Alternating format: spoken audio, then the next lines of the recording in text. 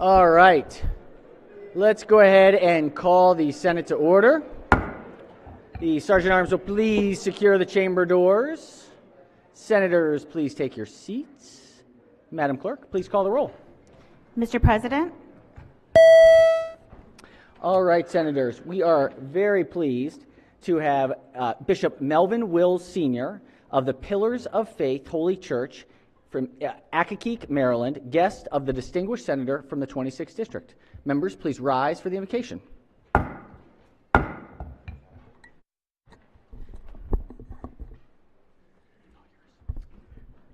Good morning, everyone. First, before I pray, I want to thank the senators for inviting me to be here in this chamber. I have great respect for what goes on in the state of Maryland, so thank you, President of the Senate. Let us pray. Almighty God, we are grateful for your love and your kindness. Thank you for waking us up this morning to see a day, amen, and for giving us a fresh opportunity to be a blessing to all humanity. God, we have gathered together this morning in this great hall of legislation called the Maryland Senate, with love in our hearts for one another. God, we invoke your presence in our midst. May we all be healthy and of sound mind, with love being our primary motive. We, the people of the state of Maryland, are gathered we're grateful for every elected official, amen, and his and her staff and everyone, whether direct or indirectly involved in the legislative decisions. May your glorious presence in this building encourage every senator and committee member to be mindful of their great responsibility to their constituents of their district and to all the citizens at large in our wonderful state of Maryland. May the needs and best interests of the community be with respectful community input. May the decision-making process be thoughtful and civil, allowing the senators to agree or disagree without being disagreeable. May all the citizens of Maryland do our part to joyfully be involved, to attend hearings and in town hall meetings. May we communicate with our elected officials on a periodic basis to express our appreciation as well as our concerns in our respective community. God, lead and guide every sector of our community, consisting of residents, business, faith, and government, to be united as a team. For we know, God, that with your help, teamwork will make the dream work a reality as we stand together in integrity and with respect for our neighbors. Almighty God, once again, we say thank you for blessing this Maryland State Senate today and for many years ahead. May we always remember that our government is of the people, for the people, and by the people, with great cooperation and legislation for Maryland in this United States of America. God bless us all. Amen and amen. Thank you. Chair recognizes the senator from the 26th District. Thank you very much, and good morning to everyone. And that prayer made it a good morning for me. I needed prayer, and thank you for doing that. Mr. President and ladies and gentlemen of the Senate, Bishop Melvin Wills Sr. is the senior pastor, as you know, of Pillars of Faith Holy Church, but he's also a bishop serving in the Bible Way Church International. I've known him for over 40 years that we've worked together, long before I was a bishop and long before he was a bishop. Two things about him. One, he not only works within his church, but he works to transform the community. And I know that because I live 2 blocks or so from his church. He transforms, works outside of the community with everyone. Secondly, sometimes when it comes to bishops, we sum them up by saying great oratory skills or where they went to school or how many members their diocese and churches. But here's how I want to sum him up, sir. he's just a nice person. And of anything that you can say, and he's taught me, no matter what people think, if they can say you're a nice person, then you've done what you're supposed to do. Thank you just for being, of all the other wonderful things that you are a wonderful, nice person, and I want to be more and more like you. Present on the floor is his wonderful wife. Would you please stand and would you welcome them both, but welcome them here to the Senate. Mrs. Wills, thank you for being with us today, and I move to journalize that great prayer. Thank you very much for your attention. Thank you, and welcome.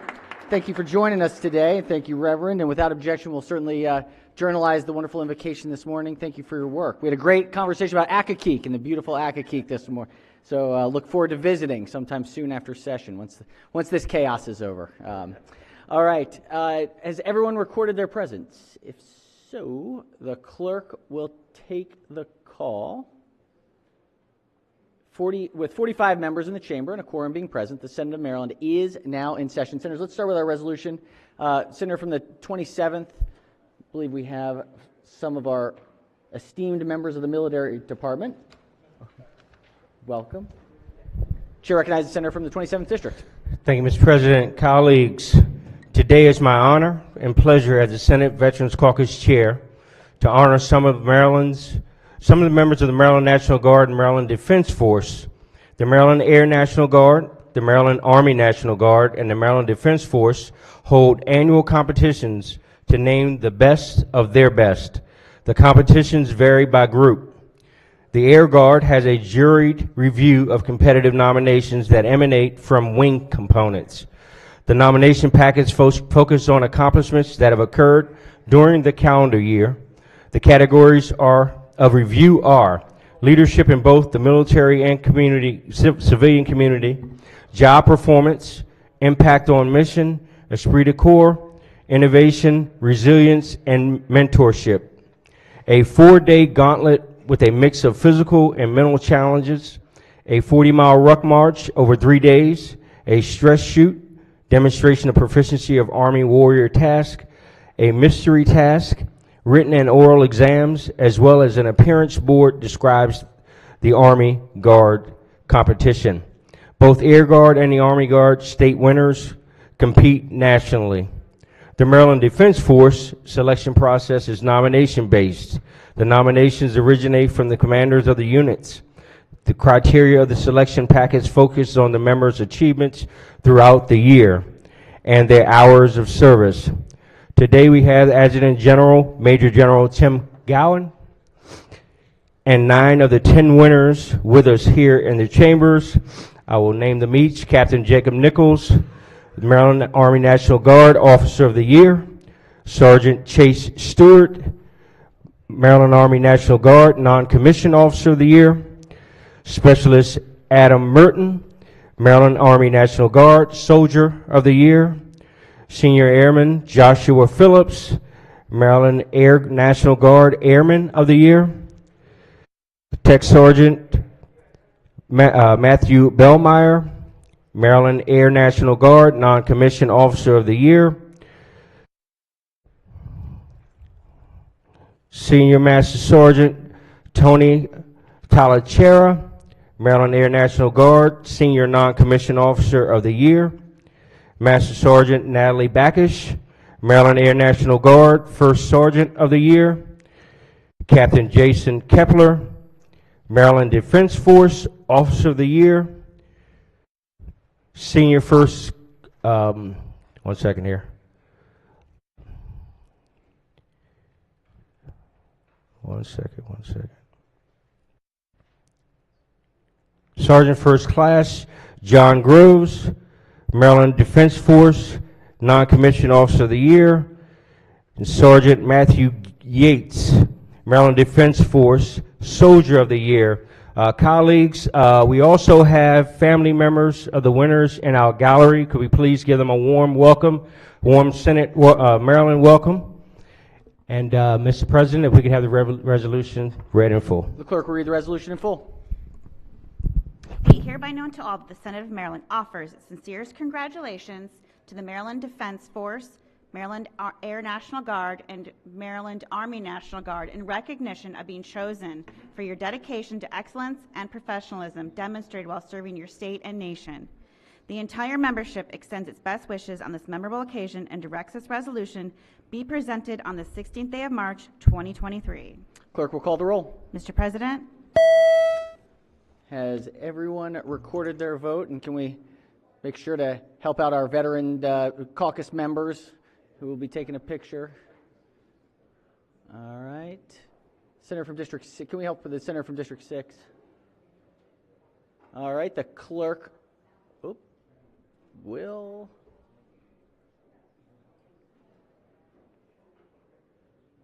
take the call.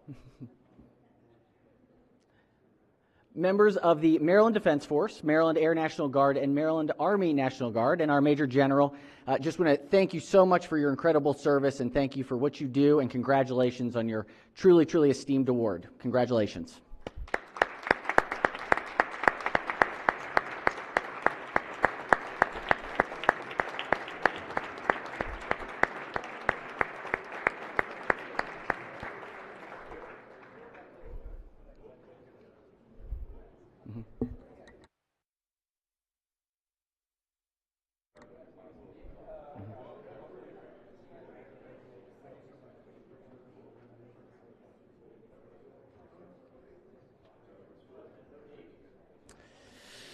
You know, it's a great point. It's a great point. To the Air National Guards folks, please pass along to Dan Griffin that next time we hope to see him up here. Dan Griffin, if you all run into him.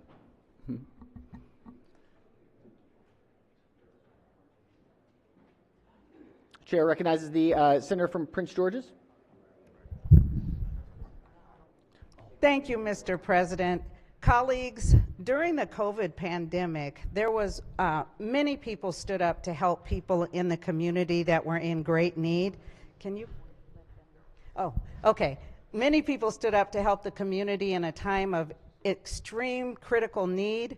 The Brothers of Omega Psi Phi provided food giveaways, mask giveaways. They did vaccine events, testing events, and just continued to serve the community with stellar customer service and excellence. And today is their day in Annapolis. So would you please join me in welcoming some of the distinguished brothers. We call them Qs where I'm from, but welcome them to Annapolis. Welcome, welcome, welcome.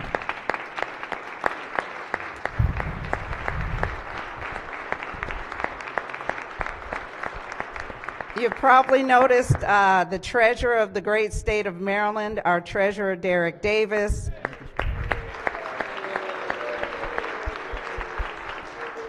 And the chair of the Prince George's House delegation, Delegate Nick Charles. And I think some of their brothers are in the balcony and all over the halls of Annapolis, and we just thank you all for joining us as we deliberate over these critical issues today. Thank you all so much. It appears that the 2-5 has been quite the hotbed for the Q family, huh? Great to see y'all. Thank you for being here. All right, we have one more resolution, I believe. Yes, Senator from District 8. Thank you, Mr. President and members of the Senate. Today, I'd like to take the time to recognize those who are fighting to increase awareness about tardive dyskinesia. Now, several years ago, I couldn't even say that word, and I gave a resolution, but it's becoming more and more, the awareness has become more and more. Some of you have seen some of the commercials on TV, and it explains it pretty well there. But tardive dyskinesia, otherwise known as TD, is a condition of involuntary muscle movements of the face, trunk, and extremities that can vary in frequency and aptitude. TD is a condition that may occur with certain medications used to treat mental illness. TD results from treatment with dopamine receptor block agents used for both psychiatric and non-psychiatric conditions, and can persist even after discontinuing treatment. Research done by the Citizens Commission on Human Rights shows that more than 12 million Americans take antipsychotic medication and that more than 600,000 of those patients may have TD. Anyone taking an antipsychotic medication may develop TD, but people who are elderly, female, or have mental illness are at greater risk of developing TD. Today, we have individuals on the floor who have been working to increase awareness about TD. They have been working around the country to have the first week of May declared TD Awareness Week, and will be working in Maryland to do so as well. We have Morgan Mills from Compass representing NAMI, and Carla Carrico from Neurocrine Biosciences. Let's give them the best Senate welcome you can. Thank you. Welcome. The clerk will read the resolution. Be it hereby known to all that the Senate of Maryland offers its sincerest congratulations to the National Alliance on Mental Health in recognition of your efforts to raise awareness for tardive dyskinesia, which impacts more than 600,000 Americans. The entire membership extends its best wishes on this memorable occasion and directs this resolution be presented on the 16th day of March, 2023. Clerk will call the roll. Mr. President? Has everyone recorded their vote? If so, the clerk will take the call. To the members or advocates from National Alliance on Mental Health, NAMI, we want to thank you for your work to make us more aware and raise awareness for tardive dyskinesia, which affects 600,000 Americans each year. Thank you so much, and we appreciate your presence here today. Thank you all. All right, introductions. Chair recognizes Senator from the Lower Eastern Shore. Good morning, Mr. President and colleagues. Crisfield High School is in the house. Mr. Randy Laird, with about 35 of his students, his government class students, and 6 chaperones, woke up about 4:35 this morning, left Crisfield at 6.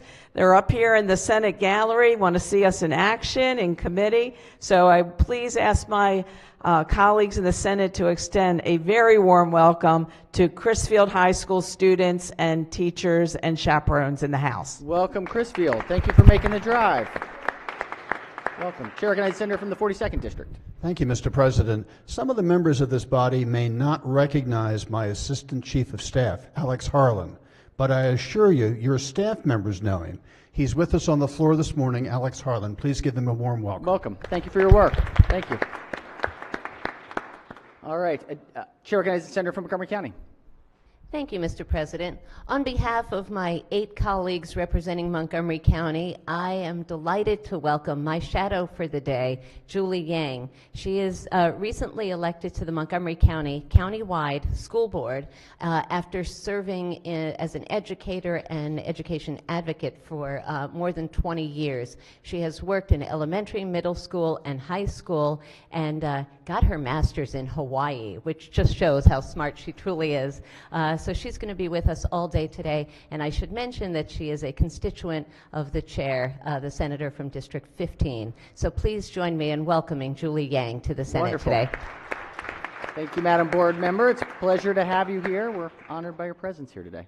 Thank you. Yes, Chair recognizes Senator from Howard and Montgomery counties. Thank you, Mr. President. I'm pleased to have a constituent of mine, Peter Banyas, here today. He's from Howard High School and was our student member of the board and now is at Duke studying engineering. And for spring break this year, he decided to come first to Washington, D.C. to shadow folks there, and now he's here. So please welcome Peter. Welcome, welcome. We're a lot more productive here, so get some stuff done in Annapolis. Chair recognizes Senator from Prince George's, followed by the Senator from Baltimore City. Thank you, Mr. President. Colleagues, you'll see some people walking around in red today, and no, they are not Kappas. Today is the American Red Cross Legislative Day, and up in the gallery we have Christopher Burt, Disaster Program Manager serving Montgomery, Howard, and Frederick. Please give him a round. Welcome, welcome. Thank you for the Red Cross. Amazing, amazing work. Yes, Chair recognizes the Senator from Baltimore City. Thank you, Mr. President. Colleagues, please join me in welcoming to the Senate gallery, I believe behind me, the Ambassador of the Republic of Sierra Leone to the United States, His Excellence Abu Baka Y. Is here in the gallery. If he would please stand. Maryland is home to over 80,000 Sierra Leone Americans, including in my district. Colleagues, please welcome here to the chamber this day. Thank you, Ambassador. Thank you for being here. Hopefully you will meet with our former colleague, now Secretary of State Susan Lee. So hopefully you have a wonderful visit. Thank you for being here. It's wonderful. Additional introductions. From the 46th District, we have a couple of introductions. We have in the gallery behind senators the student ambassadors from City Springs Elementary Middle School, and so we'd like if we could give them a warm Senate welcome. They're seeing Annapolis in action today. Welcome. And we are also joined by Dr. Karen, let's see if I do this correctly. Didn't do it. Dionysotis? Close-ish? Yes. She is our doctor of the day. Her specialty is in psychiatry, and she is a resident physician at Johns Hopkins Medicine. So thank you so much for being here with us today. We're honored to have you. Thank you. All right. Any further introductions? Or Senator from District 6? Thank you, Mr. President.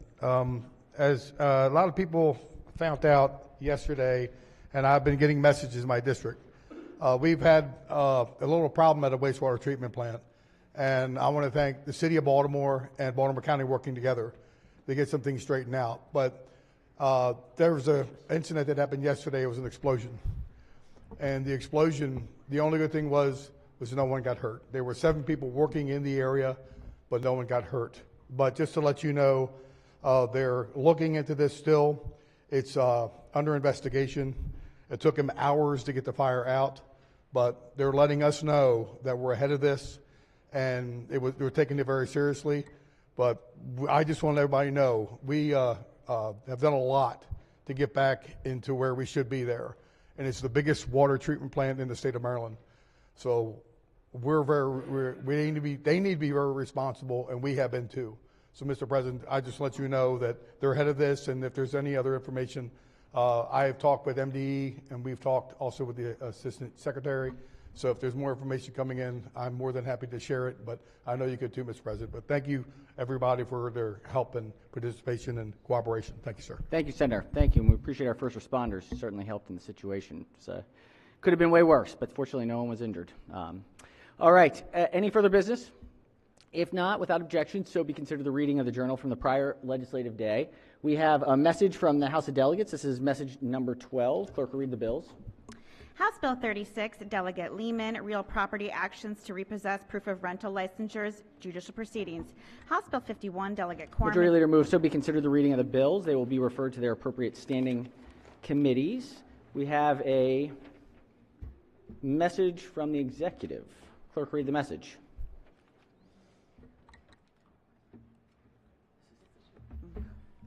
Dear President Ferguson, I am submitting this letter to correct the term dates of 4 appointments that were among those submitted as part of the Green Bag on Friday, February 17th. The correct term date should read, Ashard Syed, Advisory Committee to the Rural Legacy Board, 4-year term starting July 1st, 2023. Jennifer Fun, Chesapeake Conservation Corps Program Board, 3-year term starting July 1st, 2021. Jaleesa Tate, Chesapeake Conservation Corps Program Board, 3-year term starting July 1st, 2023.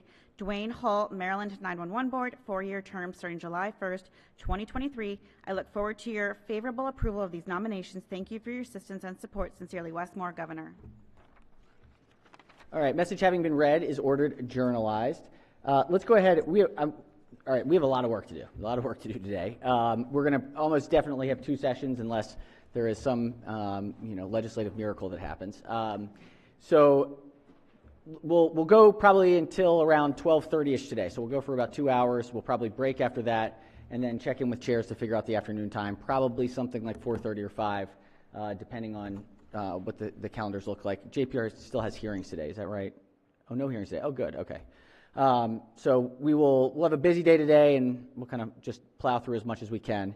We're going to kind of bounce around because there are going to be folks that have different commitments that have to be in and out, and some floor leaders. So we're going to be a little bit, we're just going to make it work. So let's start today with the laid-over calendars. This is laid-over calendar number 17. Clerk will read the bill. Senate Bill 508, Senator Elfreth, Hemp Farming Program, Use of Hemp and Hemp Products and Consumable Products. Question is the adoption of the 2 committee amendments and the favorable report. All right, question is on the 2 committee amendments. Chair recognizes the minority whip. Thank you, Mr. President. The chair, the sponsor, and the chair of finance and I have all been interacting working on an amendment for a specific issue. So I asked if we could special order it to the second session today, or if we don't have a second session, I guess it would be tomorrow. But I'd ask for special order to, I guess, the second session.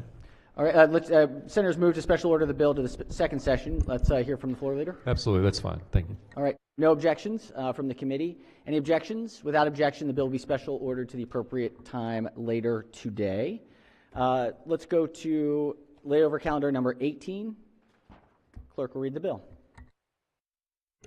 Senate Bill 781, Senator Hester, Offshore Wind Energy State Goals and Procurement, Promoting Offshore Wind Energy Resources Act. Question is on the adoption of the 2 committee amendments and the favorable report. All right, we've got a big bill here. This is on we had the floor report yesterday. The question before the body is on the 2 committee amendments.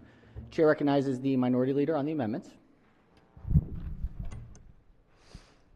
Just like to special order this at least, but I'll try to get started, being that it's one of the first ones really. But would the floor leader please yield for questions?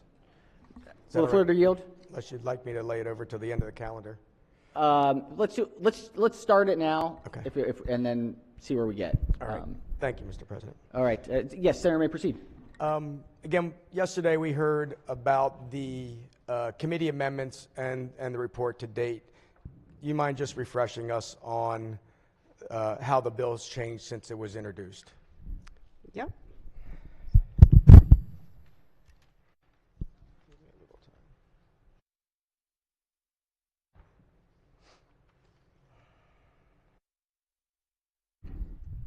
So amendment number 1 makes technical changes. Amendment number 2 requires the PSC to request PGM interconnections to conduct the analysis. It authorizes PJM to solicit, evaluate, or modify proposals for transmission projects. It alters the reporting date for study, requires factors necessary for a CPCN to be included in the proposal instead of requiring a CPCN to be issued. It extends the deadline for which proposals are due and may be selected. It requires a cost-benefit analysis to be included as a factor in the proposals, and authorizes the refusal of proposals based on the result of a cost-benefit analysis. And it expands community benefit agreement protections and establishes labor peace protections for proposals and energy procurement, requires DGS to consult with the PSC in procuring energy, and modifies the amount of energy to be procured in the procurement method, modifies the deadline for entering into procurement contracts, requires a report on small, minority, women-owned, and veteran-owned contractors, authorizes $3.5 million for consultant fees, and authorizes the establishment of 4 positions in the Public Service Commission. All right. In respect to the bill itself, this is dealing with one of the main topics of this bill is the transmission lines from the offshore wind project. Is it to land, or once it gets to land, then it is sent through transmission, or how is that designated? The purpose of transmission is to put the energy onto the grid. And the reason we're going to study it is so that instead of having several long cables, we'll have a coordinated, more cost-effective approach, kind of like one single cable with a power strip at the end. Okay, so I've heard that power strip analogy. So when you talk about instead of several long cables, are you talking about long cables from each individual turbine, or is one project of turbines going to have to go to one location, and then that power strip comes from there to shore? All of the above. That's not helpful. So if you say all of the above, does that mean the interconnection from turbine to turbine to turbine to turbine is being evaluated? So the purpose of the study is to find the most cost-effective approach. And so that will be part of the study, and it would be, I think, it's not up for us here in the legislature to dictate that type of engineering. Well, I'm just trying to nail down when you say the most cost-effective approach, what approach means, and what that scope of work could be. And again, if we have, let's say, one project that's in one of the let's say we had round one projects. One of the round one projects might have 20 turbines. As I understand, the developer of the project is supposed to, it's their responsibility to connect turbine to turbine to turbine, and actually it's still their responsibility to bring that on shore. So we're trying to put together a study or an analysis, I think is the word that the bill uses, to have the Public Service Commission look at, as you said, the most effective or cost-effective way to bring that power on shore. I'm just trying to ask, how much of the work that the developers are supposed to do are we evaluating that could be taken on from either the state or the ratepayers? So, as I tried to say before, we don't know exactly where the lines could be built until the analysis is complete. But one of the significant benefits of proactive joint transmission approach compared to that piecemeal approach would be to limit the number of cable landings and associated impacts. When New Jersey did this recently, they wound up saving $900 million by doing this analysis, up ahead of time. It also can increase the reliability and the availability of electricity. And to your other point about the round one, there are no more. That's done.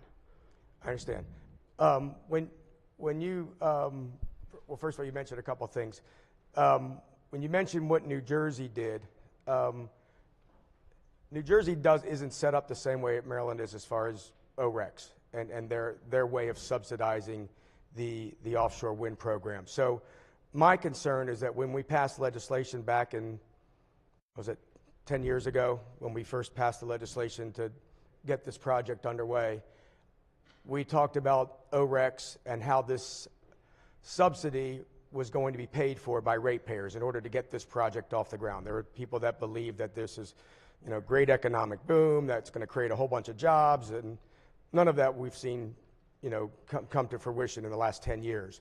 So now we're getting to the point where obviously offshore wind is becoming more and more expensive to develop and construct.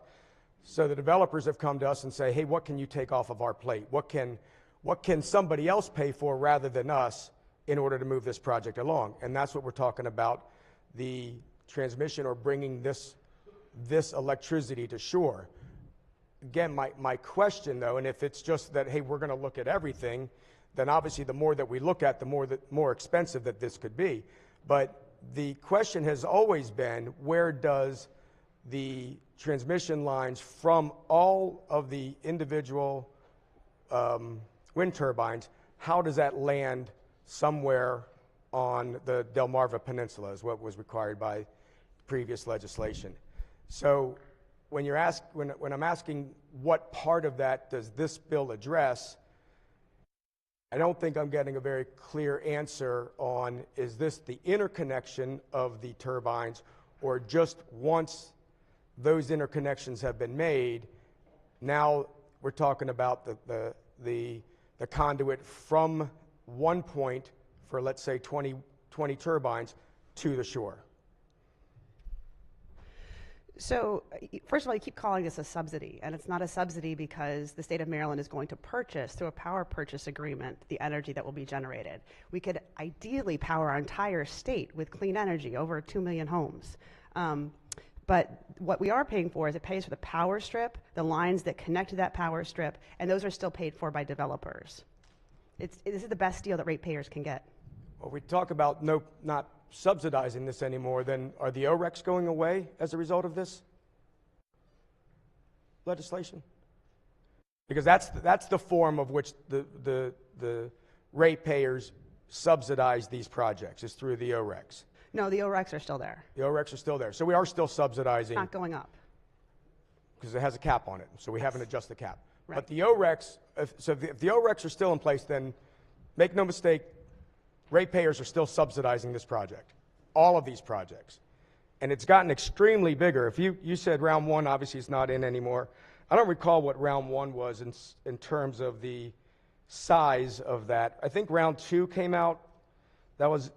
Round two was in the CEJA, I think it was, the Clean Energy Jobs Act. Just recently we did round two.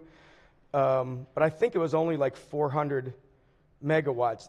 This bill brings it up to 8,500 megawatts, right, through rounds 1, 2, and 3. A total of 8,500 megawatts would be allowed? There were 2 gigawatts in round one, and the total goal in this is 8,500 megawatts, 8.5 gigawatts. So 2 gigawatts is the size of, for instance, Calvert Cliffs. Right? Calvert Cliffs nuclear generating facility is a 2 gigawatt, two generators, a gigawatt each. Yes, that's correct.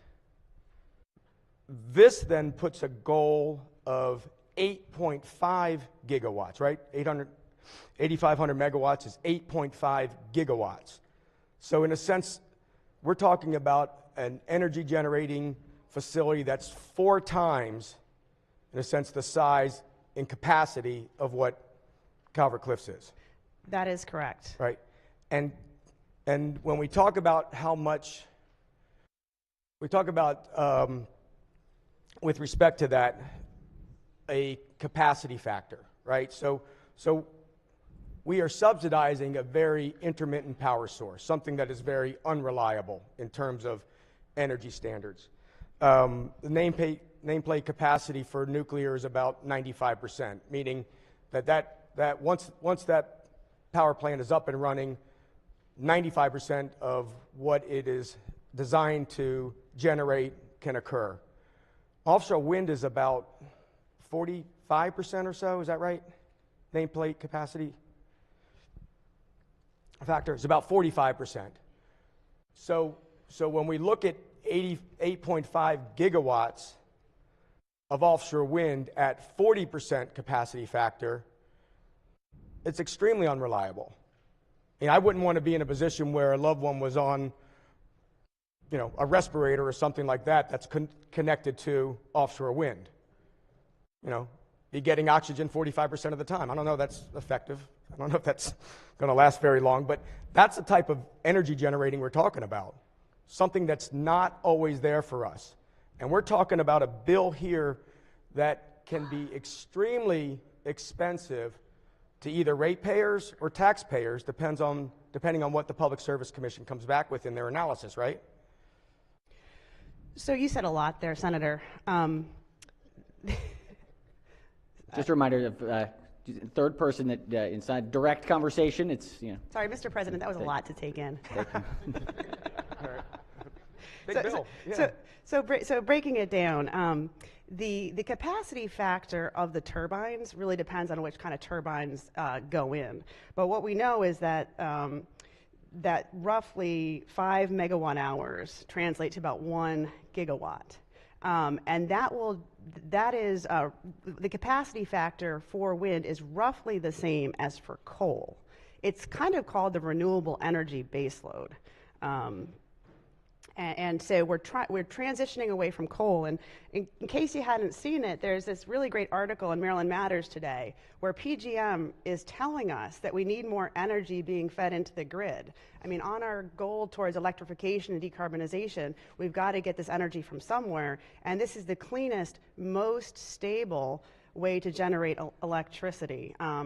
It also, this article goes on to say that generation and transmission, the article doesn't, the article is calling for exactly for this bill.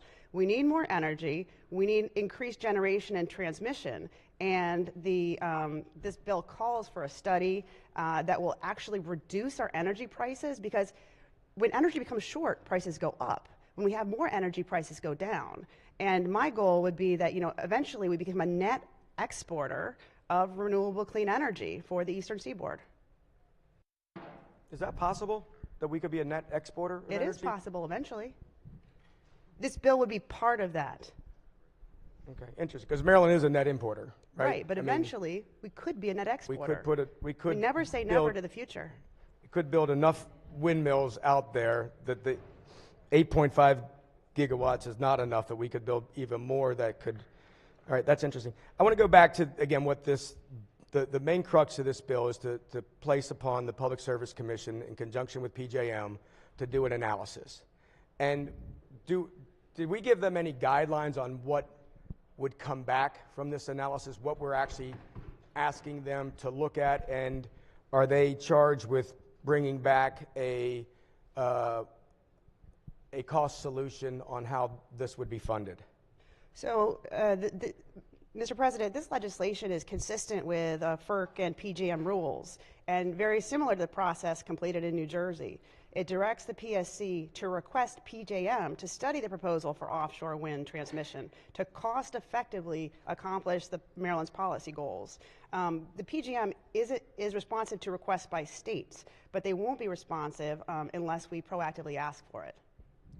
So what I understand, there's two different ways. If, as you said, PJM, I believe that they are responsive to the states. I mean, that's their main goal is to assure the effective power distribution amongst 13 states. Yes, they are responsive, but we have to ask. Well, you have to get in the queue. If you have a project, these offshore wind developers should have gotten in the queue to say that we're going to bring power, electricity onshore somewhere, and that they need the transmission from where it lands on shore to the high voltage lines, transmission lines. But the question then becomes, if I understand this correctly, if the state goes to if the developers go to PJM and request to get in the queue and request this transmission upgrades, if PJM agrees to that, then the cost of those transmission lines are borne by ratepayers throughout the entire 13-state region of PJM. And so, because again, what they're looking at, PJM in a sense, is saying the cost of maintaining reliable electricity is a concern for the entire PJM area, and they're making decisions to assure that. So those costs are being borne by the entire 13 states. Is that right? If the developer gets in a queue, which they should have done already, and waits for PJM to say yes, that the cost of any of these upgrades would be borne by all 13 states? So my understanding is that the developer is in the queue for round one. But what's important, colleagues, is that this bill does not require Maryland to build a new transmission line. It only requires us to study it and solicit proposals to build the transmission. Then there is a cost-benefit analysis, and the PSC finds that none of the proposals are a net benefit to ratepayers. Then they can choose not to bid on any new transmission. But there are a lot of benefits to proactively planning the transmission. And colleagues, if we don't request this study, we could wind up with a very expensive scenario where the developers are all doing their own thing, and we have multiple lines running which are more expensive for the ratepayers. Maybe. Let's go through the other scenario. The developers get in queue the way that they're supposed to through PJM. PJM decides that it's necessary. Transmission lines are built. Costs are borne by ratepayers in all 13 states.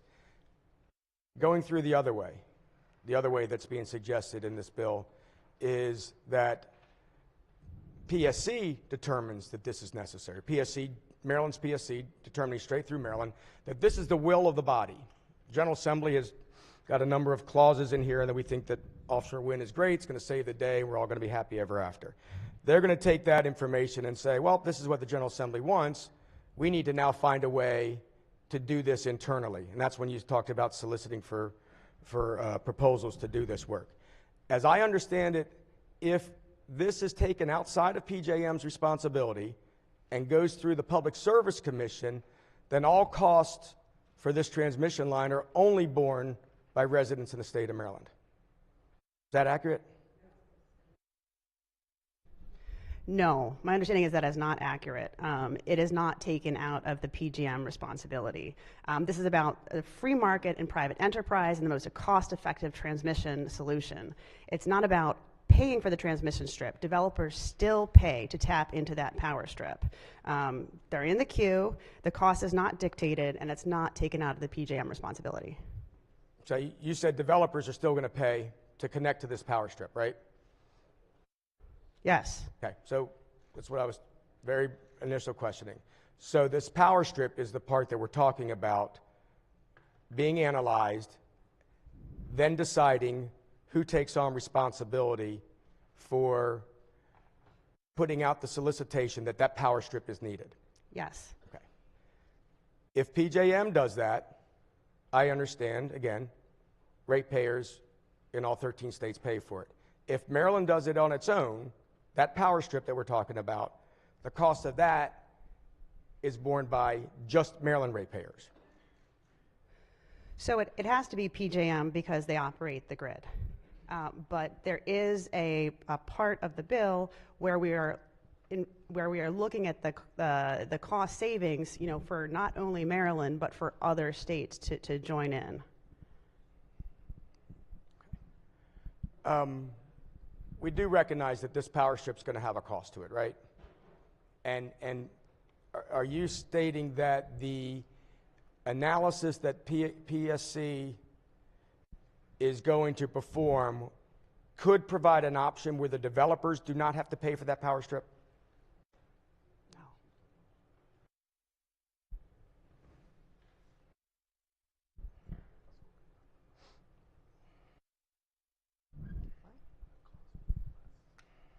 Right.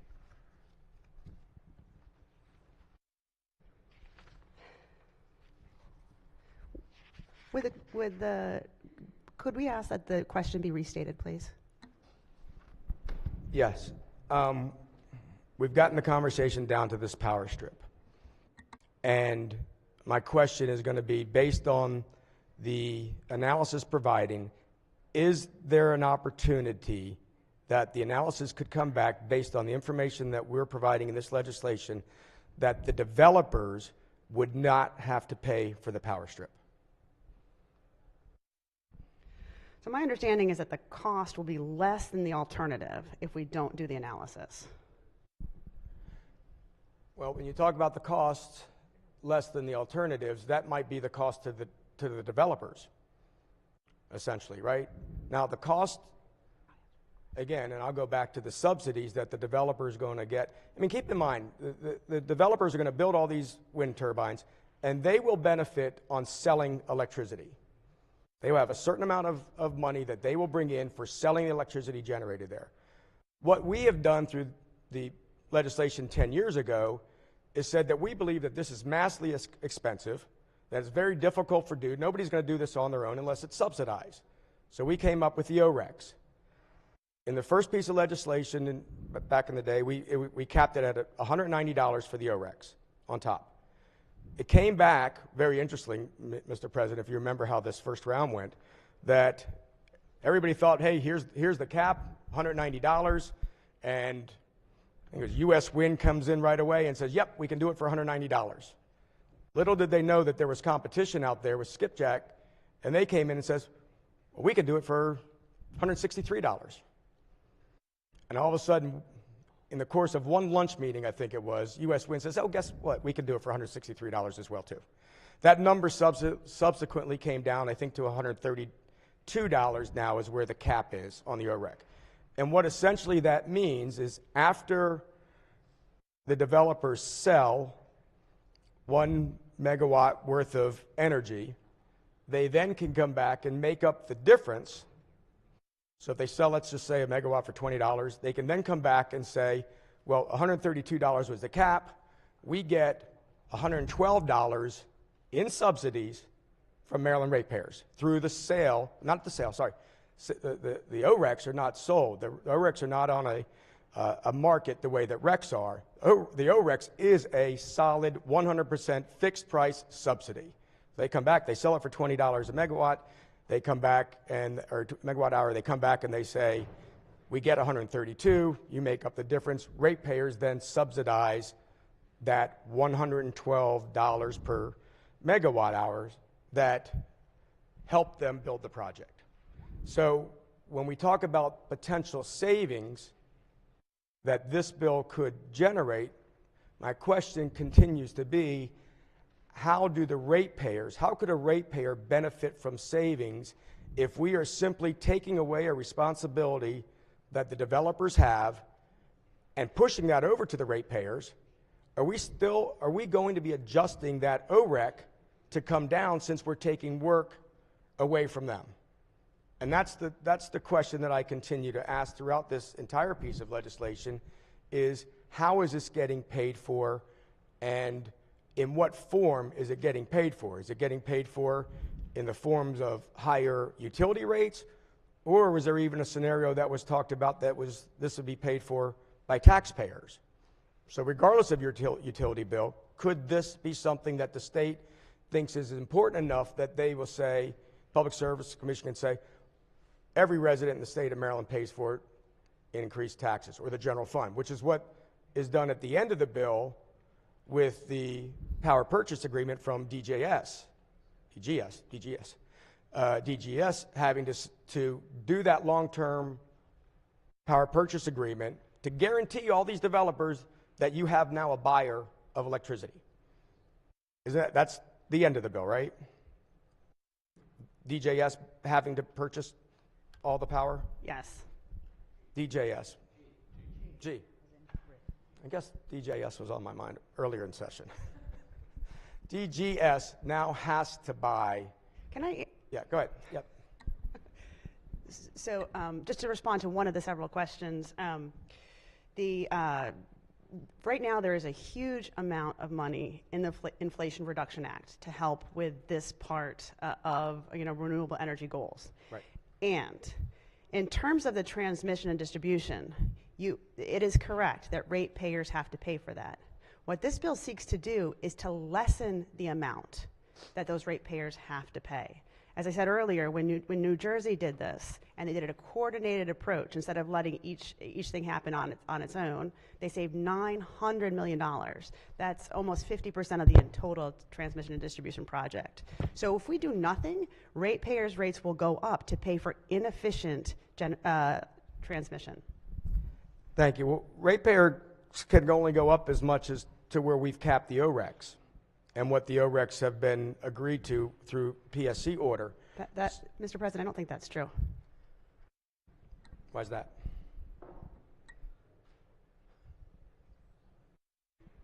Because we've exceeded the caps. We've exceeded the OREC caps already?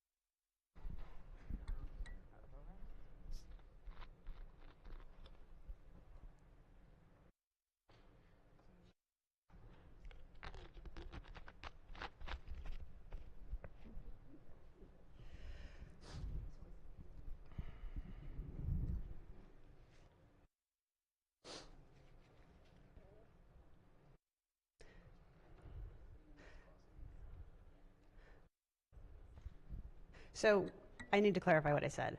We may have met the cap for existing ORECs. And there is an alternative process outlined in the bill for future projects. Okay, so round 1 and round 2 has caps on ORECs. Round 3, what would that alternative process be? That's laid out in the bill. So we're not touching round 1 and round 2 under this bill. It's done. Right, because they have caps on the ORECs that are in place.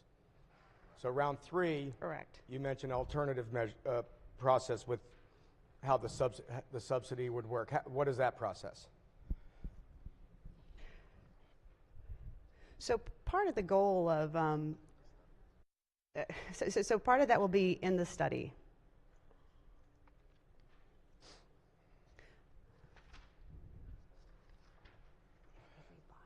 The study's going to go back and look at the OREC process for this newly created round 3. Is that right?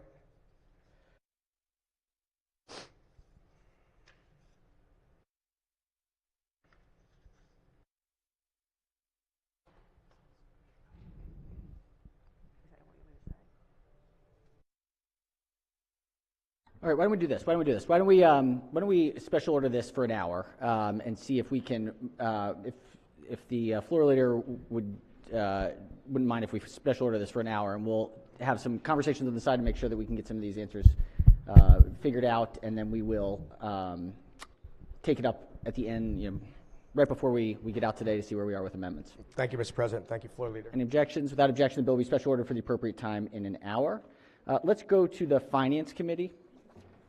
Are we out of that? All right, Finance Committee on report number 17. Clerk, read the first bill.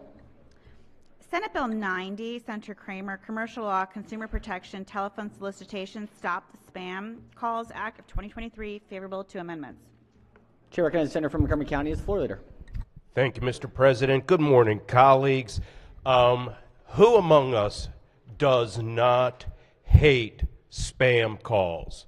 I guarantee you, your constituents back home hate spam calls. When you put your green vote up for this bill, you will not have a single constituent call and say, wait a minute, what have you done? I love to get these spam calls. Nothing makes me happier. Colleagues, this is going to be an easy vote, and let me explain to you what the bill does. The bill before you establishes consumer protections relating to telephone solicitations to residents of our state, unless prior express written consent provided by the called party allows for it. The bill prohibits a person from making a telephone solicitation that involves an automated system for the selection or dialing of telephone numbers or the playing of a recorded message when a connection is completed. The bill also restricts the methods, the times, and identifying information that a solicitor may utilize, such as prohibiting calls between 8 p.m. and 8 a.m., quality family and sleep time. They're not permitted to make solicitations more than 3 times to the same called party during a 24-hour period on the same subject matter. And they are prohibited from concealing their true identity. There were a couple of amendments. Amendment 1 added lots of sponsors and makes technical changes. Amendment 2, among other changes, restructures the exemptions in the bill and clarifies that the bill does not apply to certain business-to-business sales, a single telephone solicitation made to a customer in response to an inquiry or request from the customer, a communication between a business and a customer that have an existing business contract or relationship, or a non-commercial solicitation for the purpose of public opinion research. There is no fiscal impact. The bill passed unanimously in committee, and I will share with you that the bill passed unanimously on the House committee and on the House floor when the bill is now over here. Mr. President, I move the amendments and the adoption of the favorable committee report on this great bipartisan bill. All right, floor leader moves for the adoption of the 2 committee amendments and the favorable committee report. Chair recognizes the senator from Baltimore County on the amendments. Thank you very much. Question to the floor leader. Will the floor leader yield? I would be happy to. Senator may proceed. Are charitable solicitations affected in any way? No. So out of the bill. It specifies nonprofits are out. So charitable solicitations, so the charities, if they're annoying, they can continue calling? Correct. Thank you. Thank you. Thanks for the All right, question. thank you, Senator. Chair recognizes the senator from the 42nd District on the amendments. Yes, thank you, Mr. President. Could I request this bill be laid over under the rule for purposes of preparing a sponsor amendment? All right, the motion is in order. The bill and the amendment will lie over under the rule. Clerk will read the next bill. Senate Bill 154, Senator Bidle, Public Health, Mental Health, Advanced Directives, Awareness, and Statewide Database, favorable to amendments. Chair recognizes the bill sponsors the floor leader. Thank you, Mr. President. You know, we all know about advance directives, but when you think of an advance directive, you think of old people. You know, this is really what they want to happen to them when they're maybe dying or entering the hospital. What this bill does is it works on a program to encourage the use of mental health advance directives in the state. The Behavioral Health Administration and the Maryland Healthcare Commission must study how first responders and behavioral health crisis providers can access advance directives when responding to a behavioral health crisis. Amendment 1 alters the purpose paragraph. Amendment 2 strikes a study related to the establishment of a specified statewide database and implements the study described. I move the amendments and the adoption of the favorable committee report. Floor leader moves for the adoption of the 2 committee amendments and the favorable committee report. On the amendments, any discussion? Any objections? Without objection, the 2 committee amendments are adopted. Question now is on the favorable report as amended. Any discussion? If not, all in favor of the report say aye. Opposed, nay. The ayes have it. The favorable committee report as amended is adopted. Are there any further amendments to the bill or its title? Seeing none, Senate Bill 154 is hereby ordered printed for third reading. Clerk will read the next bill. Senate Bill 404, Senator Hershey, Hospitals Financial Assistance Medical Bill Reimbursement Process, favorable to amendments. Chair recognizes the bill sponsor as the floor leader. Thank you, Mr. President. Senate Bill 404 modifies the requirements related to a refund process initiated last year for patients who paid for hospital services in calendar years 2017 through 2021 and who may be eligible for free care.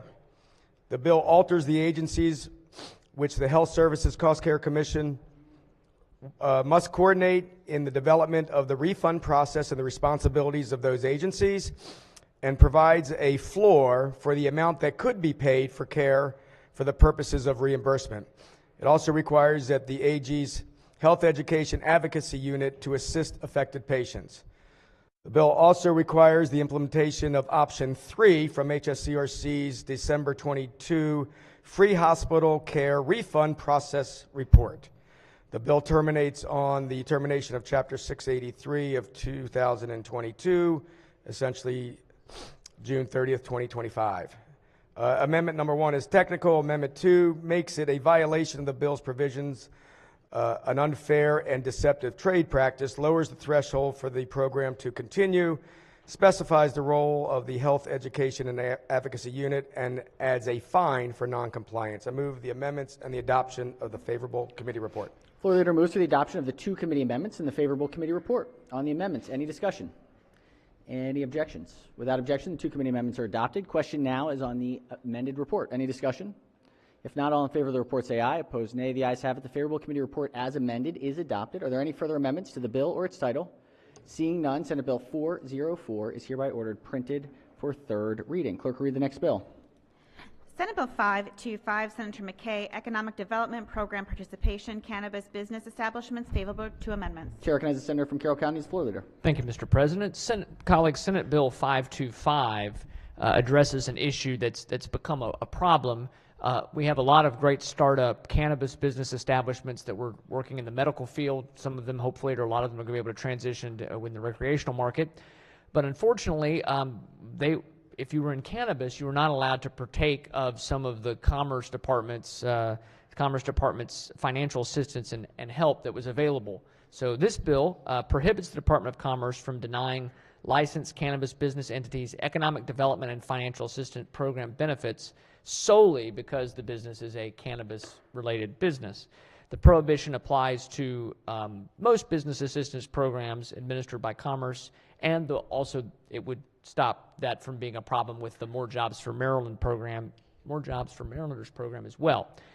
In addition, licensed cannabis businesses may also be eligible business activities under the Job Creation and One Maryland tax credit programs by the passage of this bill. There are a couple of amendments. Amendment number 1 is technical.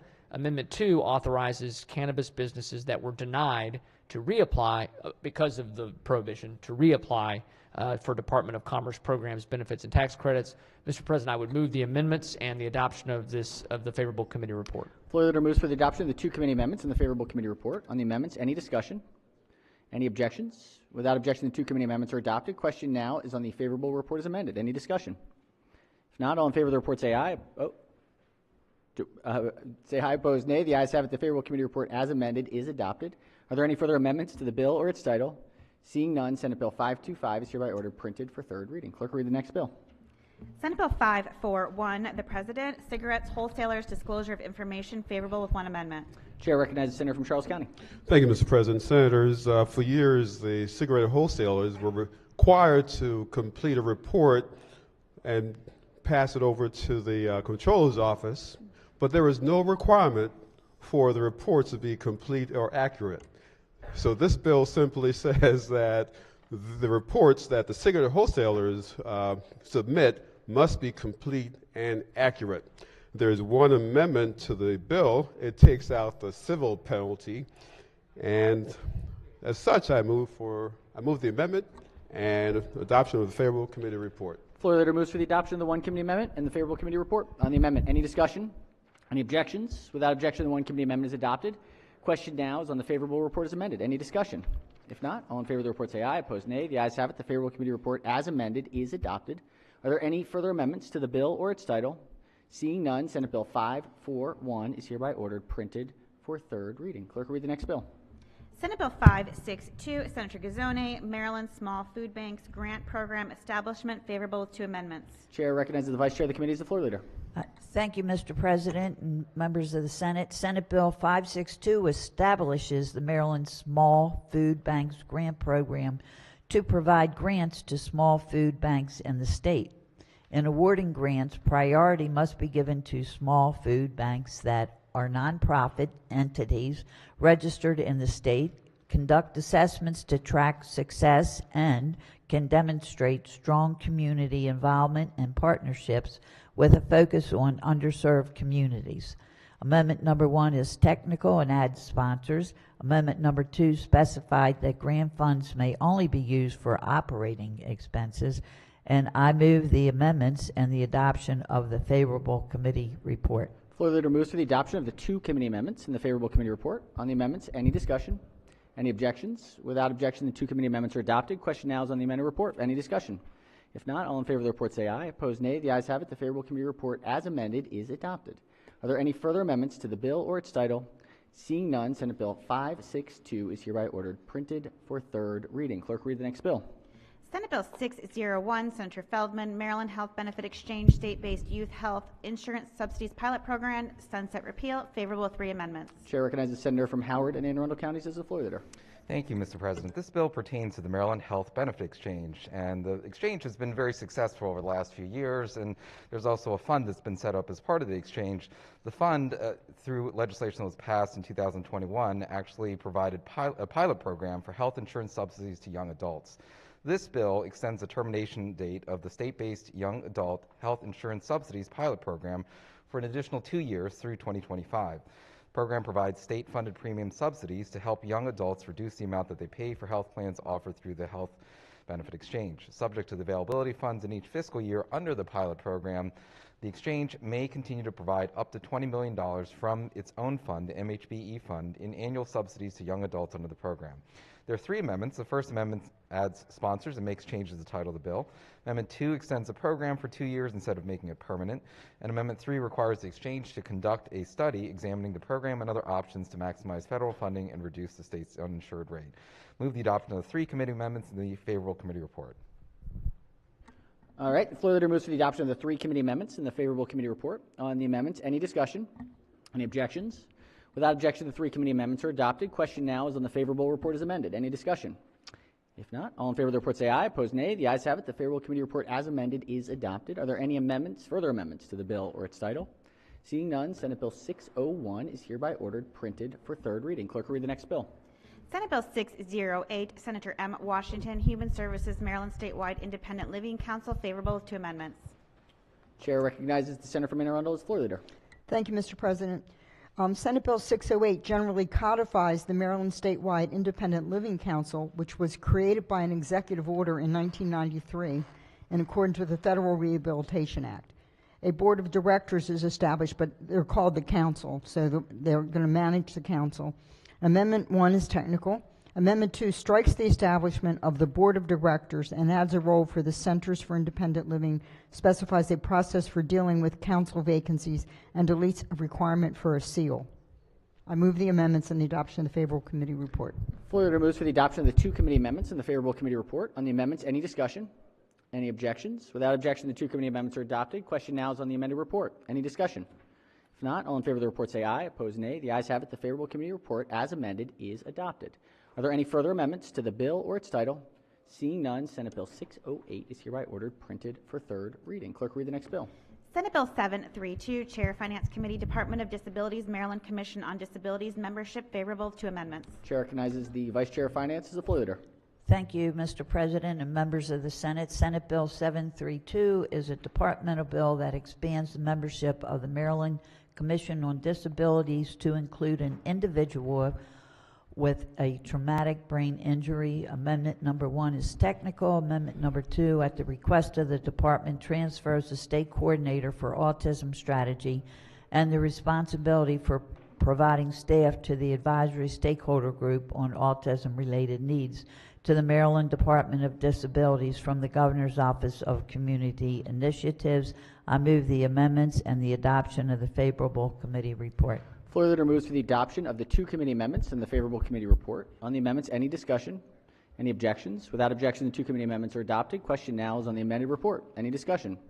If not, all in favor of the report say aye. Opposed, nay. The ayes have it. The favorable committee report as amended is adopted. Are there any further amendments to the bill or its title?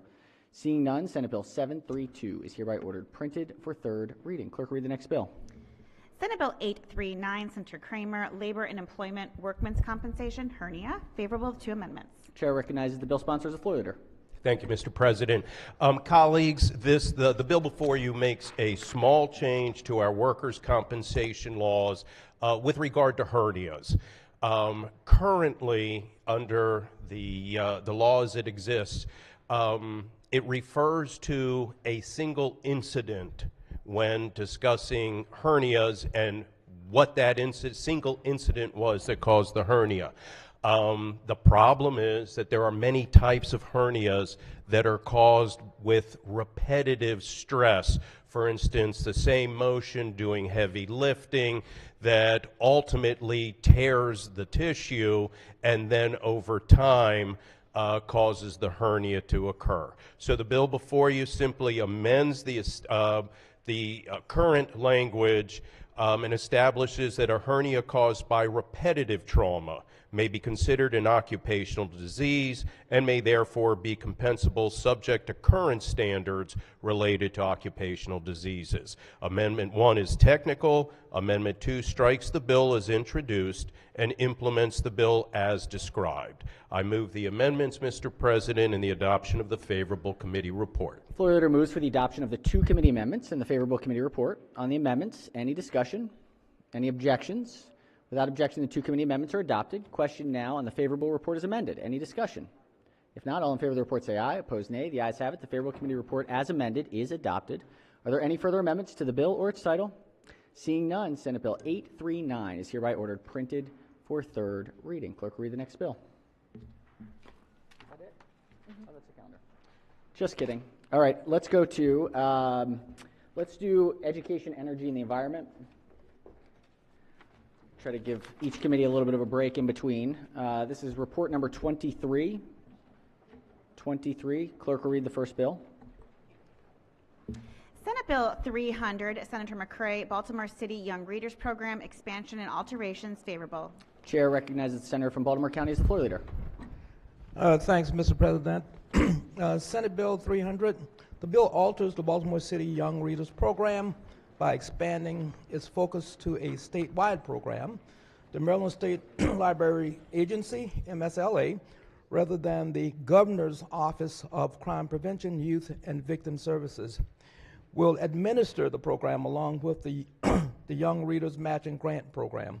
The bill requires the governor to include $500,000 rather than $250,000 in the annual budget bill for the Young Readers Matching Program.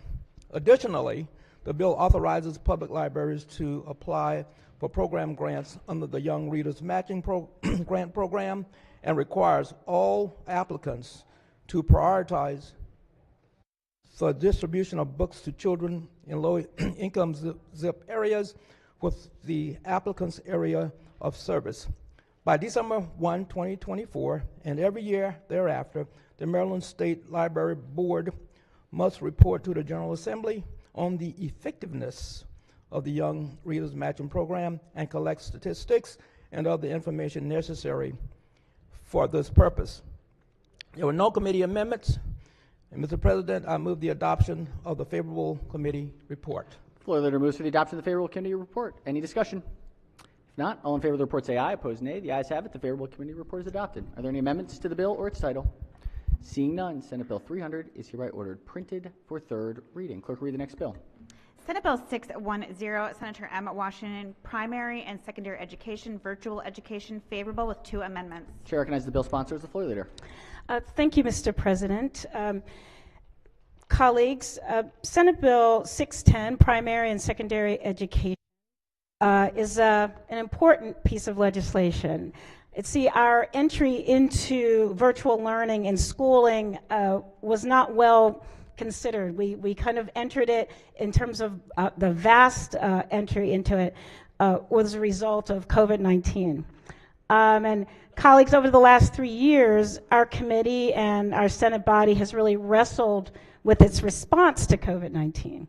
And even before this sort of paradigm shifting event, when it came to public education, which, by the way, is our constitutionally mandated responsibility, we have been flexible in developing policies. We've been flexible. We've tried to account for creating good laws and budgets in response to changing and evolving conditions and situations.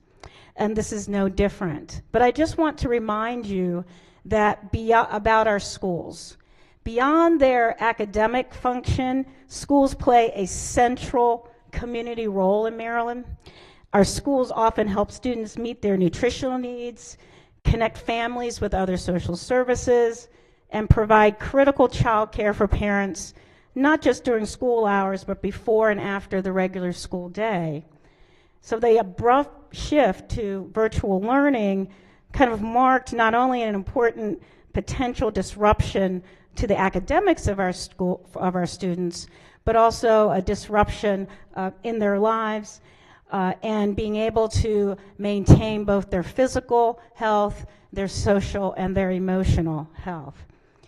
So I just want to remind you that, again, school districts were just really wrestling with how do we make sure that the schools at the time, kind of roll you back 2 years ago when we had big little containers for ourselves, and we thought we were just leaving for a couple weeks. Most school districts thought that, and then finally all of a sudden we realized that this was going to be a much longer situation.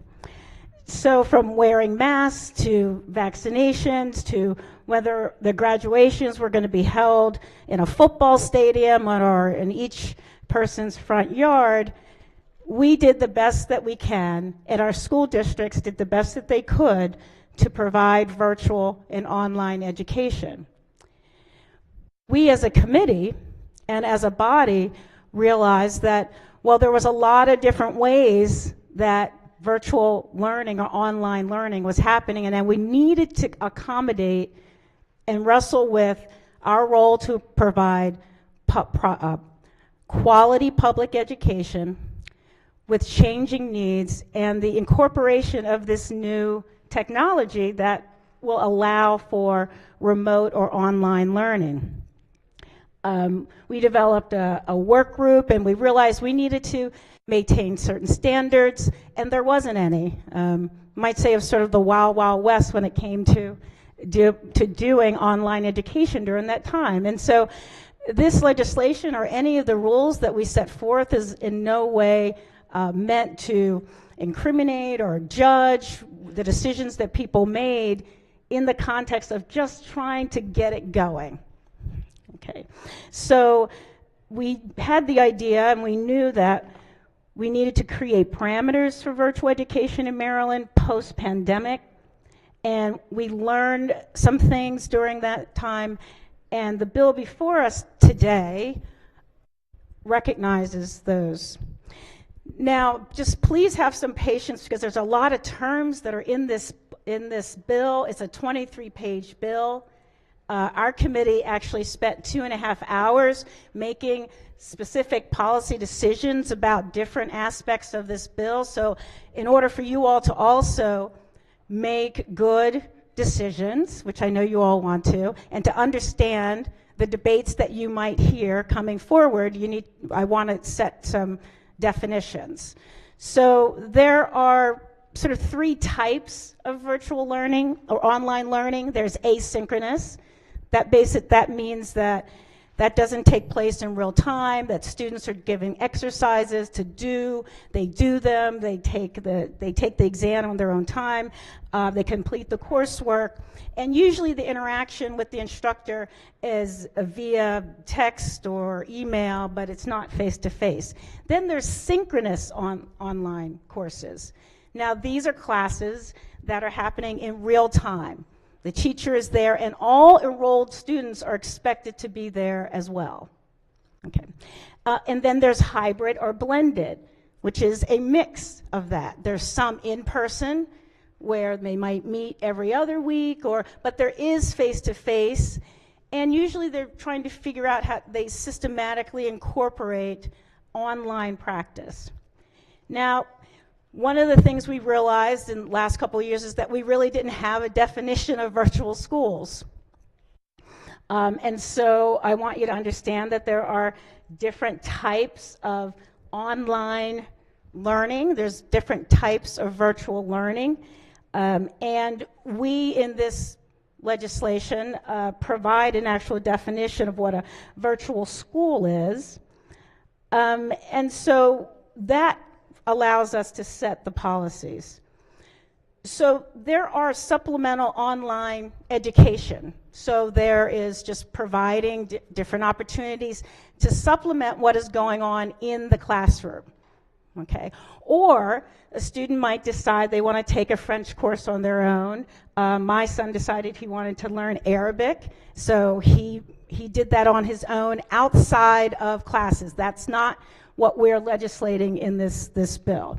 There's also educational applications and programs, but then there's virtual schools, virtual public schools, because there are virtual private schools, but we're talking about virtual online schools. And these are for our elementary, middle, and high school students. And they offer full-time, tuition-free, okay, public school. And it is facilitating public education at home or at another site. There are 3 or 4 key, I would say, values or things that have informed our approach to the bill before you. One is that virtual schools should remain public schools, that they are public schools. This body had similar discussions, I guess 20 years ago with charters. We continue to maintain as different entities get into the practice of providing charters. Maryland has maintained that these are public schools first. Virtual schools should be district operated and may operate they can be blended or environmental, but we need to have some restrictions so that we can ensure quality, access, and equity. Now, some states have moved to virtual learning and they embrace it. And private entities can help and assist with the running of virtual schools. We recognize that private providers can have access and the ability to provide some innovations and they can do it in an affordable way that some school districts aren't able to. But local public school systems can work in partnership with a private nonprofit provider as long as it demonstrates strong student outcomes. So in 610, the bill before you, it provides for nonprofit providers to have a role in providing education as well as helping school systems build out this model. The second thing we assert and understand is that virtual schools are not better than traditional in-person schools. Research shows that online learning, frankly, is just simply harder for most students whether they are advanced or struggling, and that students who struggle in person are likely to do so even more online. It also provides some promising, the research also provides some promising practices and includes specifically a focus on synchronous instruction and very explicit efforts to engage the student. So that tells us that virtual education can be an important and even superior approach for some students. So virtual education, when done correctly, can increase educational opportunities and flexibility. But getting virtual education wrong could result in dismal outcomes and widening existing inequities. Many states did, as I say, rush to that. We as Maryland are not rushing. The bill before you is taking necessary steps to set policy and restrictions, but we do not see this as the end. Virtual schools, and we also realize something that we don't want our virtual schools to be used to do. And we learned some of this through testimony. Virtual schools should not be used to offset staffing shortages or teacher shortages. Virtual schools should not be used solely or temporarily as long-term solutions for students with disabilities. Virtual schools should not be used to remove students with behavioral issues from class or as disciplinary punishment. The committee heard testimony from the Maryland Coalition to Reform School Discipline and Discipline Rights Maryland and the Office of the Public Defender that there may be a pattern of students with behavior issues being forced to take classes through virtual education. Now, finally, what does this bill do? Oh, the other issue I want to describe and make sure that you know the difference. There's operate or administer a school system. A school operator means an entity approved or chartered by a local board to operate a non-traditional public school. School administration involves the management of all operations, from creating a safe learning environment to managing the school budget. A school administrator means they are the person designated by the governing body, which would be the school board of a school, as the ultimate responsible person for the ordinary operations of the school and the academic experience and success of the student. These are very, very important roles. That's a very important function. SB 610 begins the development of a standard of virtual education that is administered and operated by local school systems. And in this 23-page bill, we define virtual education. We set requirements for virtual schools. We set requirements for teacher preparation. We establish the use of virtual education days, which is different than a school or a program. It sets the establishment and the authorization of who may establish a virtual school. It sets enrollment criteria, services and curriculum, teacher and staff criteria. What do you do in a prolonged state of emergency, which is not setting up a virtual school, but providing for a virtual education emergency plan when students cannot come to school, but they have a specific time in which multiple days will be used to deliver education. Who is the oversight? And also what virtual education teachers do. Now, in the bill, there is an ability to create virtual education days for inclement weather.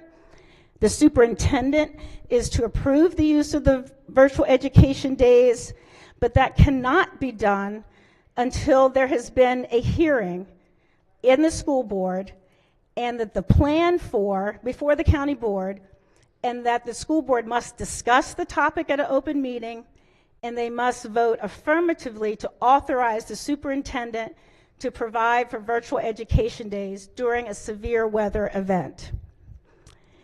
It also limits the establishment of a virtual school to just one per district.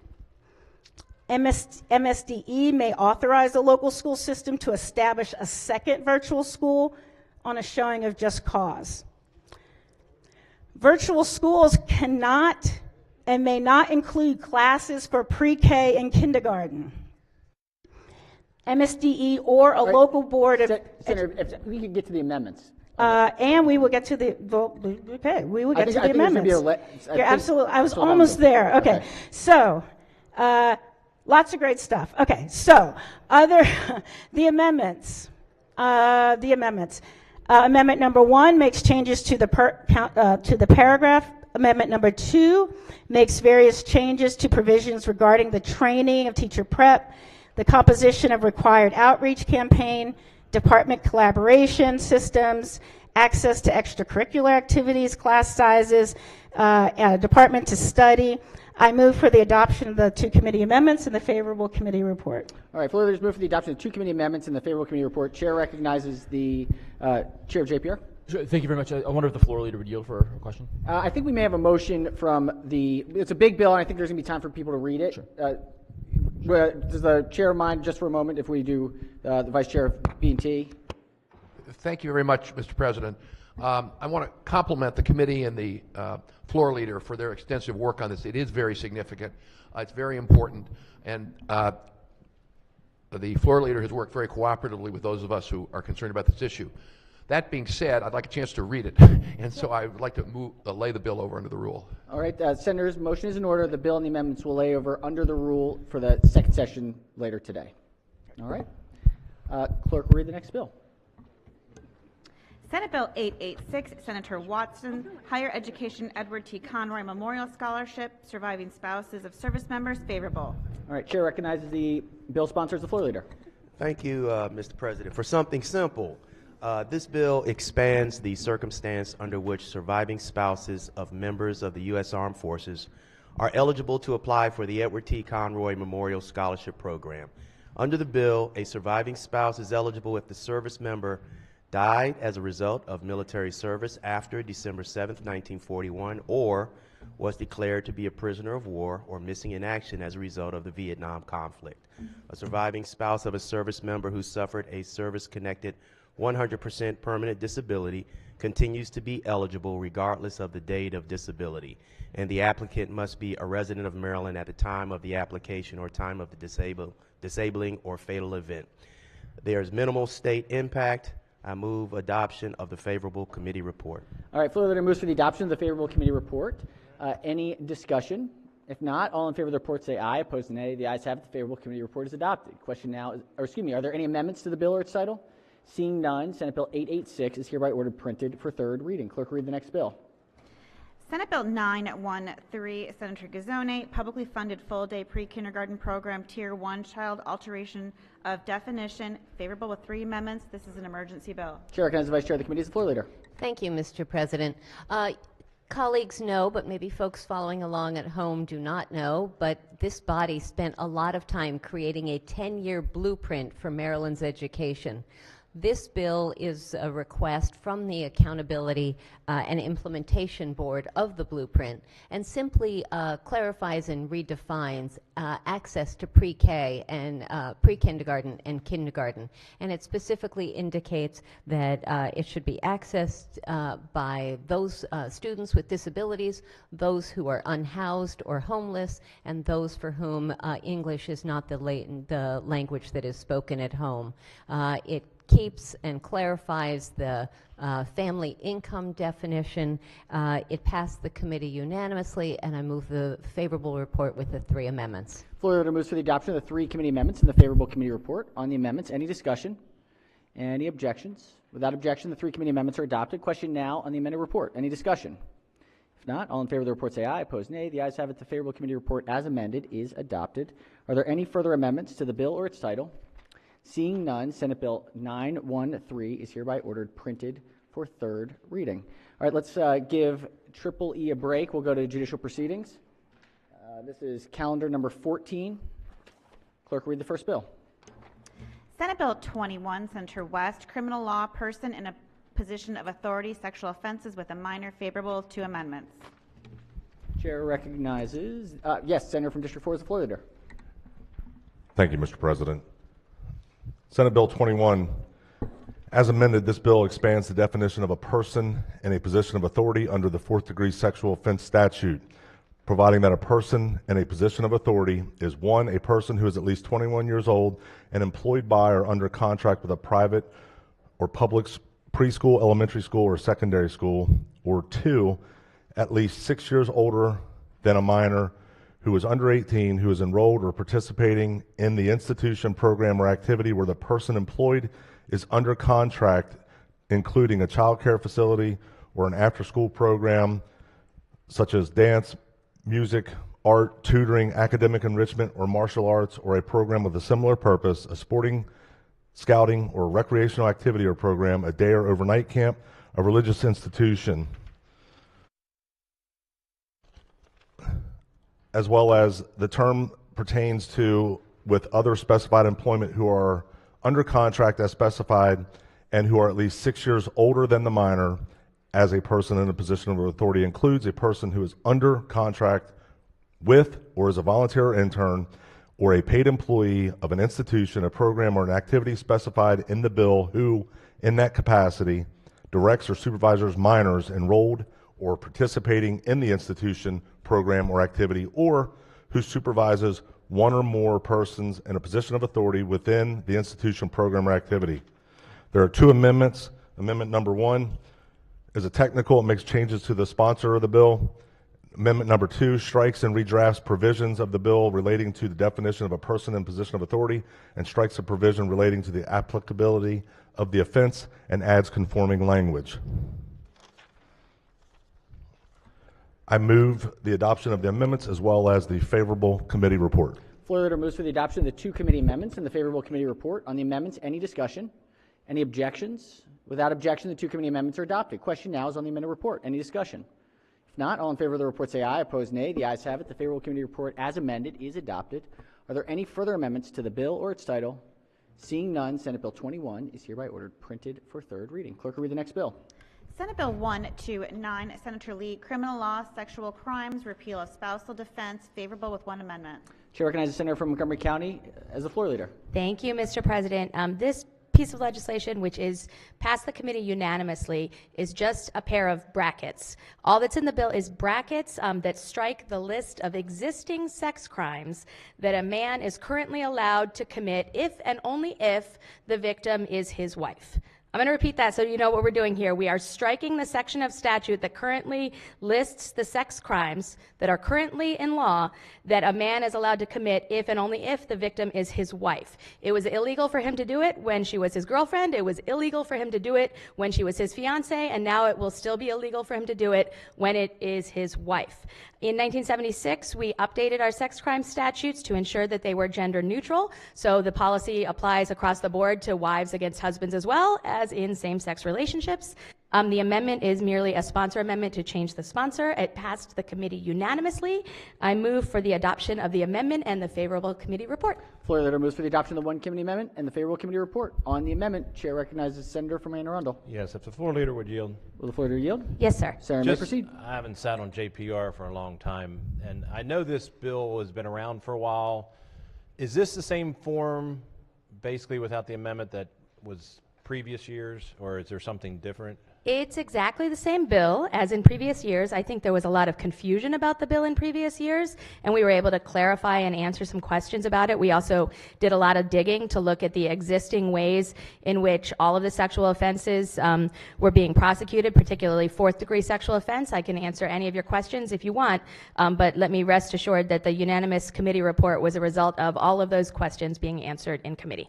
Okay, and just so I understand the bill, obviously don't support sexual abuse of any kind. Just curious, of a married couple, fourth degree, if I understand that, is just inappropriate touch. I think you misunderstand it. Okay, if you would explain. Sure. So we pulled up the fourth-degree sexual offenses that were prosecuted in Frederick over the last 15 years. There were 7 of them. 3 of them would fall into this category of people in existing relationships. 2 were strangers and 2 were coworkers. Of the folks in existing relationships, thank you for asking these questions because I'm glad to be able to explain it, but this is hard to talk about. The conversation in this body has been maybe someone got their rear touched occasionally, or maybe you like to caress your wife's breast when she wakes up in the morning, something like that. That's not what fourth-degree sexual offenses are. So the examples from, again, across 15 years in Frederick County, the 3 that involved relationships were, defendant walked over to his girlfriend and pulled out his penis, saying, "I know you want this, and I'm going to give it to you." Pushed her down and tried to push it in her mouth. The victim yelled, "I'm not having sex with you," and was screaming, "No." He continued to pin her down and pull her breasts out of her shirt. A neighbor heard her screaming and came to pull him off. They were dating, not married, so this is illegal. If they were married without this law, he can get away with that. The second was someone who... I don't need to go into all the All right. There's 3, and they are all just as horrifying and not something you would support. The only question... Just a reminder, remember, it's not direct. This is not a direct conversation between. If we could just, make sure that it is a third-person approach. We're just trying to get the information for the body. Senator may proceed. Sure. And I just want to make sure that a married couple couldn't fall into a situation where it's a got you, where they're Correct. having difficulty in their marriage and so forth. Does this law protect that? Absolutely. This is a really pro-marriage piece of legislation. So my daughter, many of you saw her here the other week. She's 18 years old. I want to encourage her to be married. I'm married. I believe in marriage. It's hard for me to encourage her to get married when the law right now allows husbands to sexually abuse their wives. So I look at this legislation as something that's very pro-marriage because it equalizes. Right now, and I know we're on the Senate floor, I don't want to give people the vapors, but there are hundreds of thousands of couples that are currently living together, not married, but engaging in consensual relationships. There is no evidence in any jurisdiction of fourth-degree sexual offense being used in those child custody cases or in other situations where those relationships end. So there's no reason to believe this would happen if we equalize that for people who are in married relationships. Okay. And last question. Are there other states that do this, and if there are, they're not having problems that I'm concerned about? Absolutely. Many, many other states, the vast majority of states do this, and none of them have these types of problems. Thank you. All right. The question is on the 1 amendment. Any further discussion? If not, on the amendment, any objections to the amendment? Without objection, the 1 committee amendment is adopted. Question now is on the favorable committee report as amended. Any discussion? If not, all in favor of the report say aye. Opposed, nay. The ayes have it. The favorable committee report as amended is adopted. Are there any further amendments to the bill or its title? Seeing none, Senate Bill 129 is hereby ordered printed for third reading. Clerk, read the next bill. Senate Bill 164, Senator Watson, driver's license suspension for child support arrears exception, favorable to amendments. Chair recognizes the senator from Prince George's as the floor leader. Thank you, Mr. President. One of the easiest bills we've heard thus far. This bill, Senate Bill 164, as amended, this bill generally exempts an obligor whose income is at or below 250% of the federal poverty level from provisions requiring the Motor Vehicle Administration to suspend that license to drive even if he's out of compliance. There are 2 amendments here. One is technical. Amendment number 2 lowers the income threshold in the bill from 300% of this poverty level to 250%, clarifies how an individual's income is determined, and extends from 60 to 120 days the period in which the holder of non-commercial driver's licenses must be out of compliance with a child support order before the NBA begins this process. It passed last year in almost the same form unanimously, and this is the bill as presented. Move favorable on the bill and its amendment. Floor leader moves for the adoption of the 2 committee amendments and the favorable committee report. On the amendments, any discussion? Any objection to the 2 committee amendments? Without objection, the 2 committee amendments are adopted. Question now is on the favorable committee report as amended. Any discussion? If not, all in favor of the report say aye. Opposed, nay. The ayes have it. The favorable committee report as amended is adopted. Are there any further amendments to the bill or its title? Seeing none, Senate Bill 164 is hereby ordered printed for third reading. Clerk, read the next bill. Senate Bill 631, Senator James, Child Abuse and Neglect Reports and Records Disclosure, favorable to amendments. Chair recognizes the bill sponsor as the floor leader. Thank you, Mr. President. As amended, this bill expands the categories of reports of child abuse and neglect that are not confidential and may be disclosed on request by a local Department of Social Services or the Secretary of Human Services to include any report involving a child who suffered a fatality or a near fatality and who is in the custody or care of the local department or state agency or foster parent. Additionally, the bill alters a provision authorizing the state's attorney to block release of any such information and any such information that would jeopardize, on the basis of it, would jeopardize an investigation or prosecution, and instead allows the state's attorney to selectively redact any such information to protect the integrity of such an investigation or prosecution. There were two amendments. One was technical, and the second one strikes provisions of the bill as originally drafted and replaces them with the provisions of the bill as I just described. There was no opposition, and indeed this bill reflects a consensus and collaboration with the state's attorneys. I move for the adoption of the amendments and the favorable committee report. Floor Leader moves for the adoption of the two committee amendments and the favorable committee report. On the amendments, any discussion? Any objection to the two committee amendments? Without objection, the two committee amendments are adopted. Question now on the favorable report is amended. Any discussion? If not, all in favor of the report say aye. Opposed, nay. The ayes have it. The favorable committee report as amended is adopted. Are there any further amendments to the bill or its title? Seeing none, Senate Bill 631 is hereby ordered printed for third reading. Clerk will read the next bill. Senate Bill 684, Senator Waldstreicher, Criminal Procedure Victims' Rights Notification of Release from Confinement, favorable, one amendment. Chair recognizes the Vice Chair of the Committee as the floor leader. Thank you, Mr. President. In our criminal justice system, victims of crime will receive notification from DPSCS and other jails in our system when the perpetrator of that crime is released. Unfortunately, these letters can often be deeply impersonal. Our crime victims should be treated as human and have access to human beings to help them or answer any questions they might have as the perpetrator is released. So as amended, Mr. President, this bill requires a commitment unit to include the name and telephone number of the lead victim services employee of the appropriate state's attorney's office. There is one amendment to the bill. The amendment alters the title of the bill. Mr. President, I move the favorable committee report and the one amendment. Floor leader moves for the adoption of the one committee amendment and the favorable committee report. On the amendment, any discussion?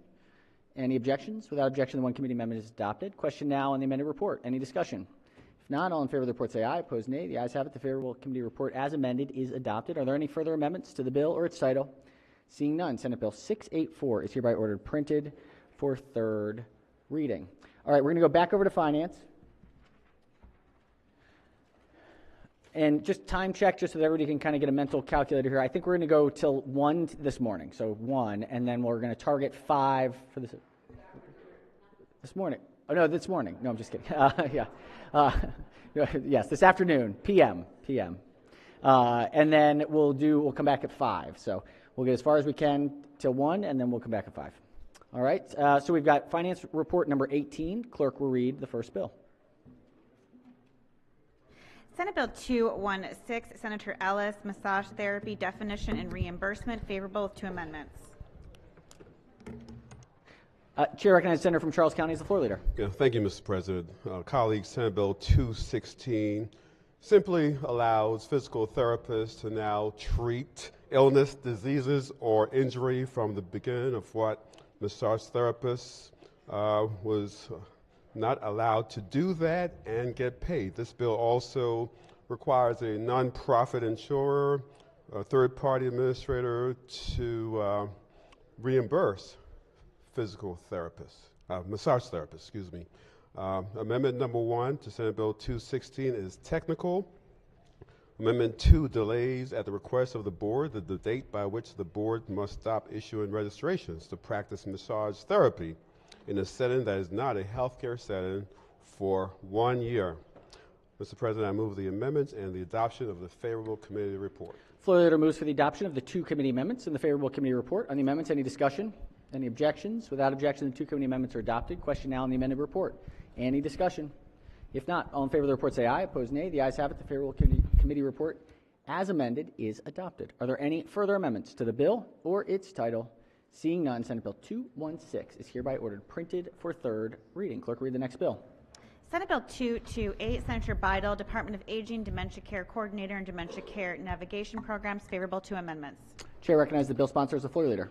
Thank you, Mr. President. Senate Bill 228, as amended, requires each area agency on aging to establish a long-term care and dementia care navigation program and requires the Maryland Department of Aging to oversee and train long-term care and dementia care navigation program staff.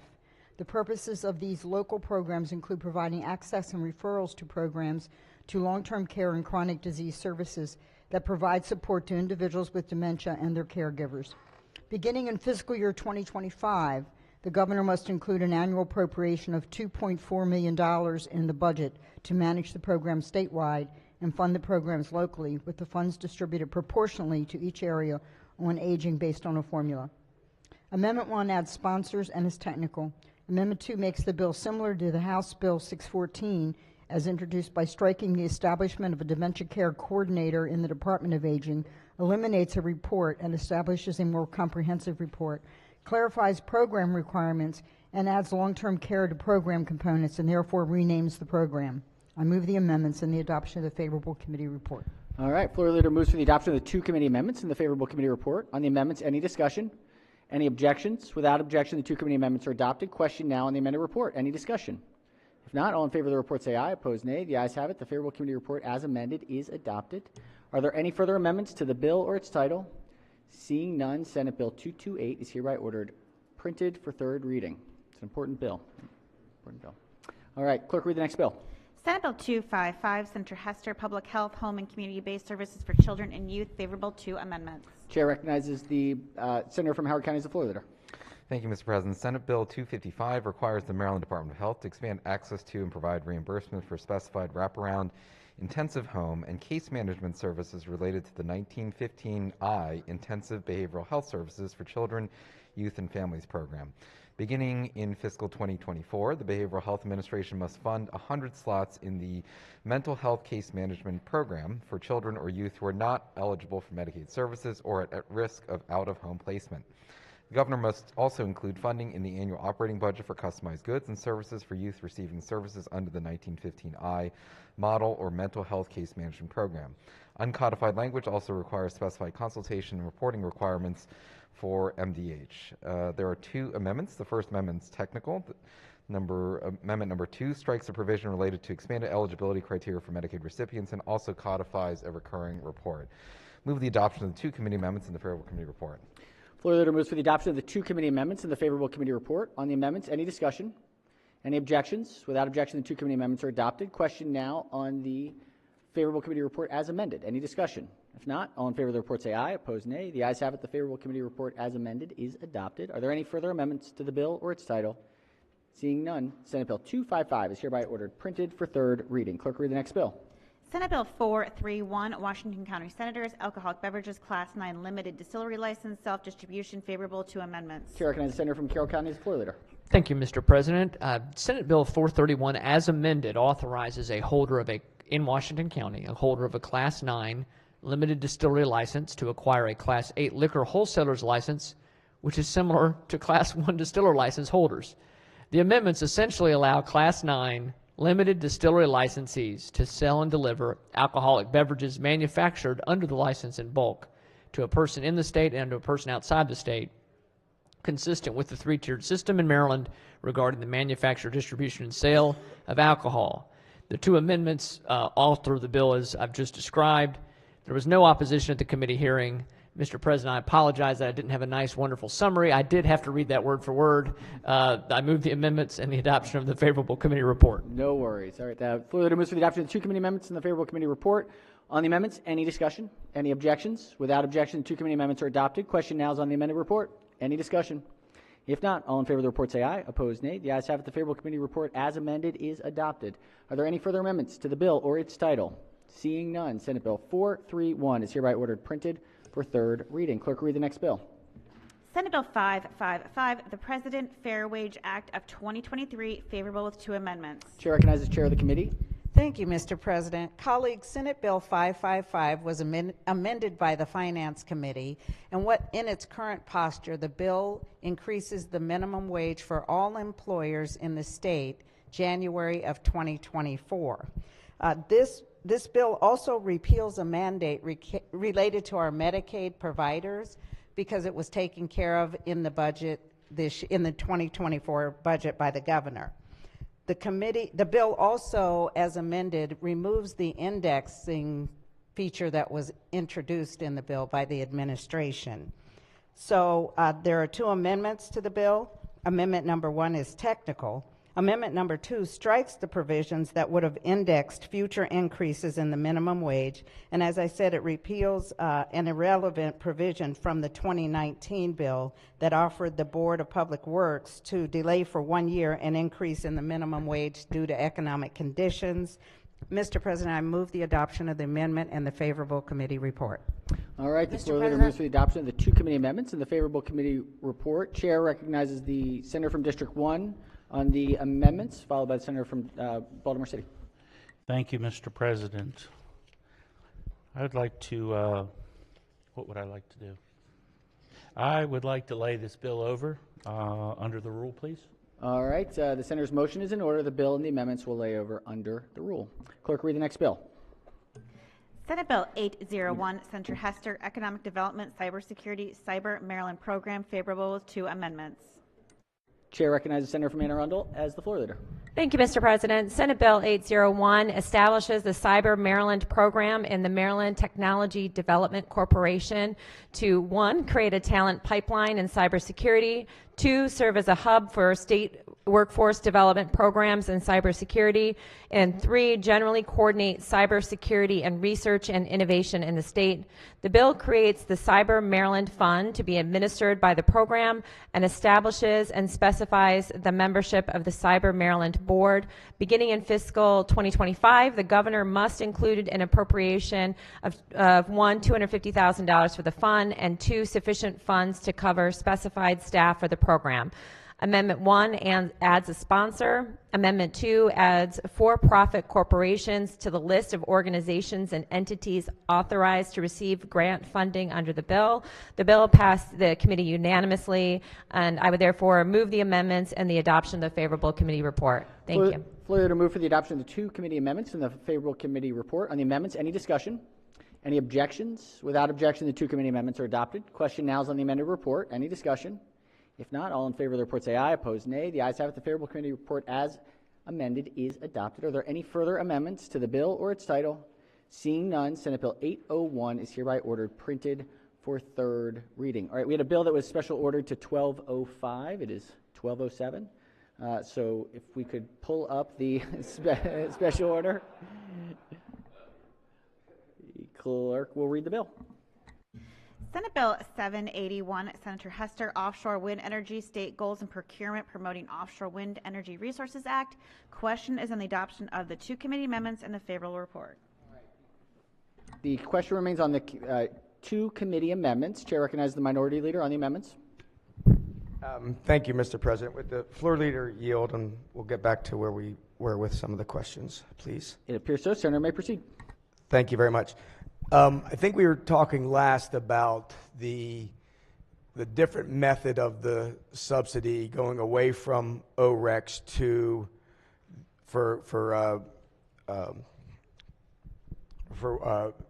1 and 2, and then going for the bulk of the increase on phase 3 to a procurement process. So that kind of is what the back of the bill is that we were talking about, the end of part that forces Department of General Services into a procurement of energy from the windmills. In a sense, that shifts the burden of the cost of this round 3, from the ratepayers to the taxpayers.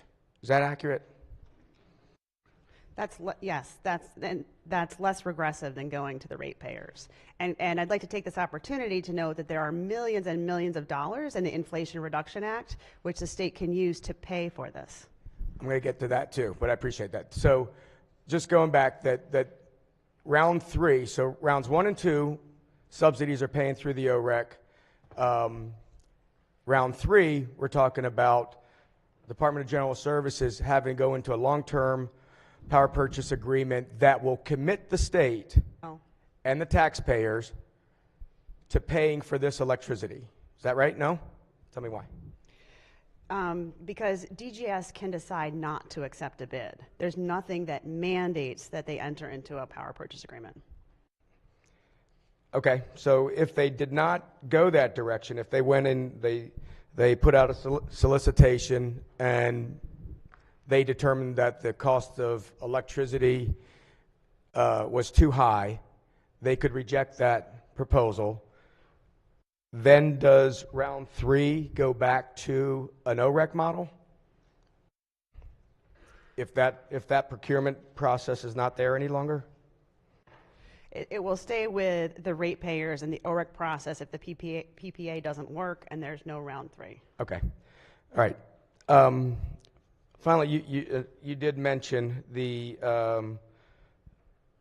potential for tax incentives and grants from the Federal Inflation Reduction Act. So on page 11 of the reprint, it talks about that a developer of a round 1 offshore wind or round 2 offshore wind project approved under this section may apply to the Commission for an exemption from the requirements in a different subsection.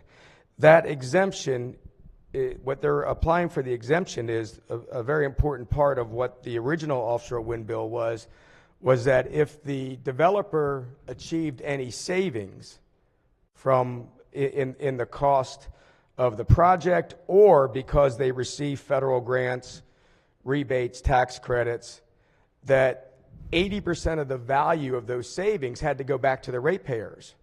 So does this part of the bill where they're able to apply for the exemption, would that then say that they don't have to give those incentives back to the ratepayers?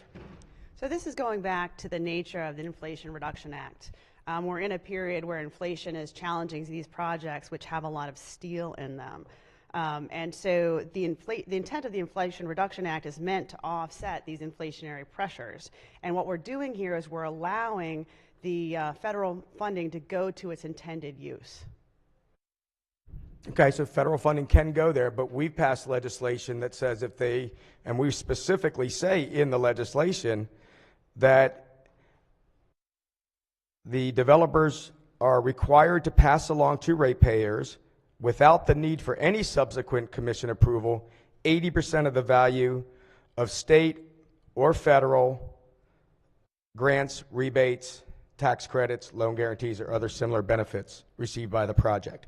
So we were very specific when this was first written that there could be the opportunity for these types of state and federal tax credits, and that those should come back to the ratepayers, because in a sense they are public dollars that are now funding the project. Shouldn't the ratepayers benefit rather than the developer? Why should the developer benefit from those? So you are correct in that that's how the previous legislation was anticipated, but that was before the pandemic, before inflation, and before the Federal Inflation Reduction Act. And without this funding, quite frankly, none of these projects will happen. They're not like the companies are getting, rich off of this. They need the help to offset the inflation they are experiencing. And this only applies to the Inflation Reduction Act, not to any other funding sources. I mean, it's just a very specific example for a specific fund from the federal grants. Okay, but respectfully from what you just stated, how do we know that these developers can't move forward with these projects at the cost? I mean, we're seeing construction going on all the time, construction going on across the street. The same types of cost increases have gone up from results of the pandemic, and rising steel costs, delays in electric switchgear. I mean, we're still moving forward with construction projects across the country. How do we know that these developers can't do their projects under the same constraints that every other project that's being built is moving forward? So I would there are definitely some projects in my district that aren't able to move forward because they're so expensive now because of steel. Certainly, but there are projects that are moving forward. I mean, certainly, obviously, and I think that's where we're getting to, that private sector has made decisions that maybe we hold off on development right now. Prices are too high. Risks might be out there. We don't know if this is an economy or a situation where workers are going back to offices, so a lot of projects have slowed down. Obviously, government projects don't have to slow down because there's always the capability of paying for government projects. But specifically related to offshore wind, did they come in and present to the committee that said, we're having, everybody knows, it's easy to say that, the cost of steel has gone up. It's actually coming back down. The availability of steel is a little bit different, but cost of steel is coming back down, as is a number of other construction materials.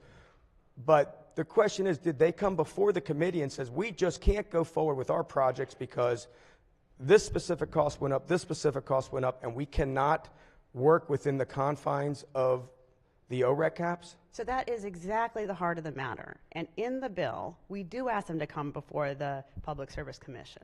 The PSC must approve, through the process outlined in the bill, the waiver that they are applying for. So the process you just outlined is actually in the bill.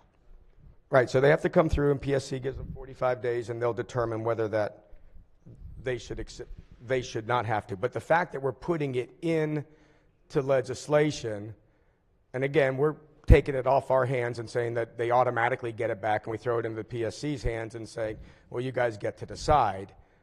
But it was very specific in the previous legislation that 80% of the savings would come back to the ratepayers. And this makes it very clear that that doesn't have to happen if the Public Service Commission were to agree with them. So in this instance, the PSC is the regulator. Like the legislature, we can't verify the proprietary data that will be provided in the waiver process. No, but through legislation, we've already said that 80% is coming back. And now we as legislators are changing that. And we're saying we're changing that because of the inflation and the Inflation Reduction Act. Well, so New Jersey was looking at the same thing. We've mentioned that a couple times as well, too. They have looked at the same types of things under the terms of this deal with the state. The public utility, any rebates that the public utility gets from federal government would be given back to the state and ratepayers. So that has become very controversial. We've talked about New Jersey a few times, running through the same type of thing. Should this be done? And this is something that, I don't know where we are with public utilities. They can be getting money and grants from the Inflation Reduction Act as well, too. Have we required the public utilities to rebate the ratepayers if they're receiving incentives from federal government? So the way this waiver process was designed is designed to have exactly what happened in New Jersey not happen here in the state of Maryland, where by harnessing the power of the Inflation Reduction Act, we're going to use that money to pay for the differential.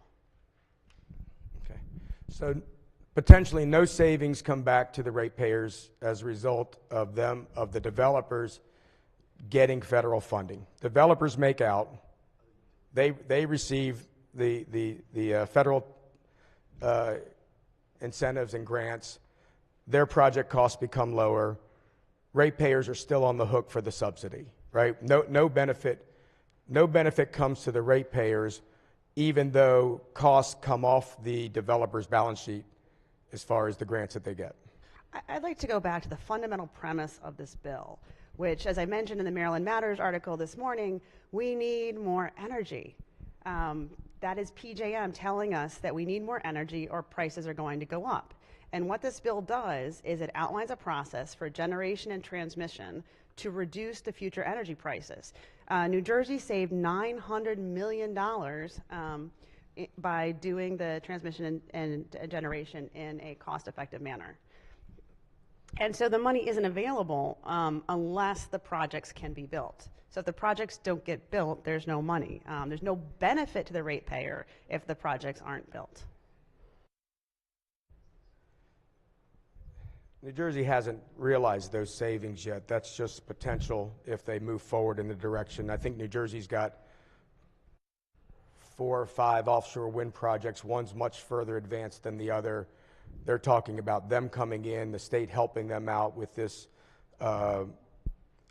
ocean to shore transmission line.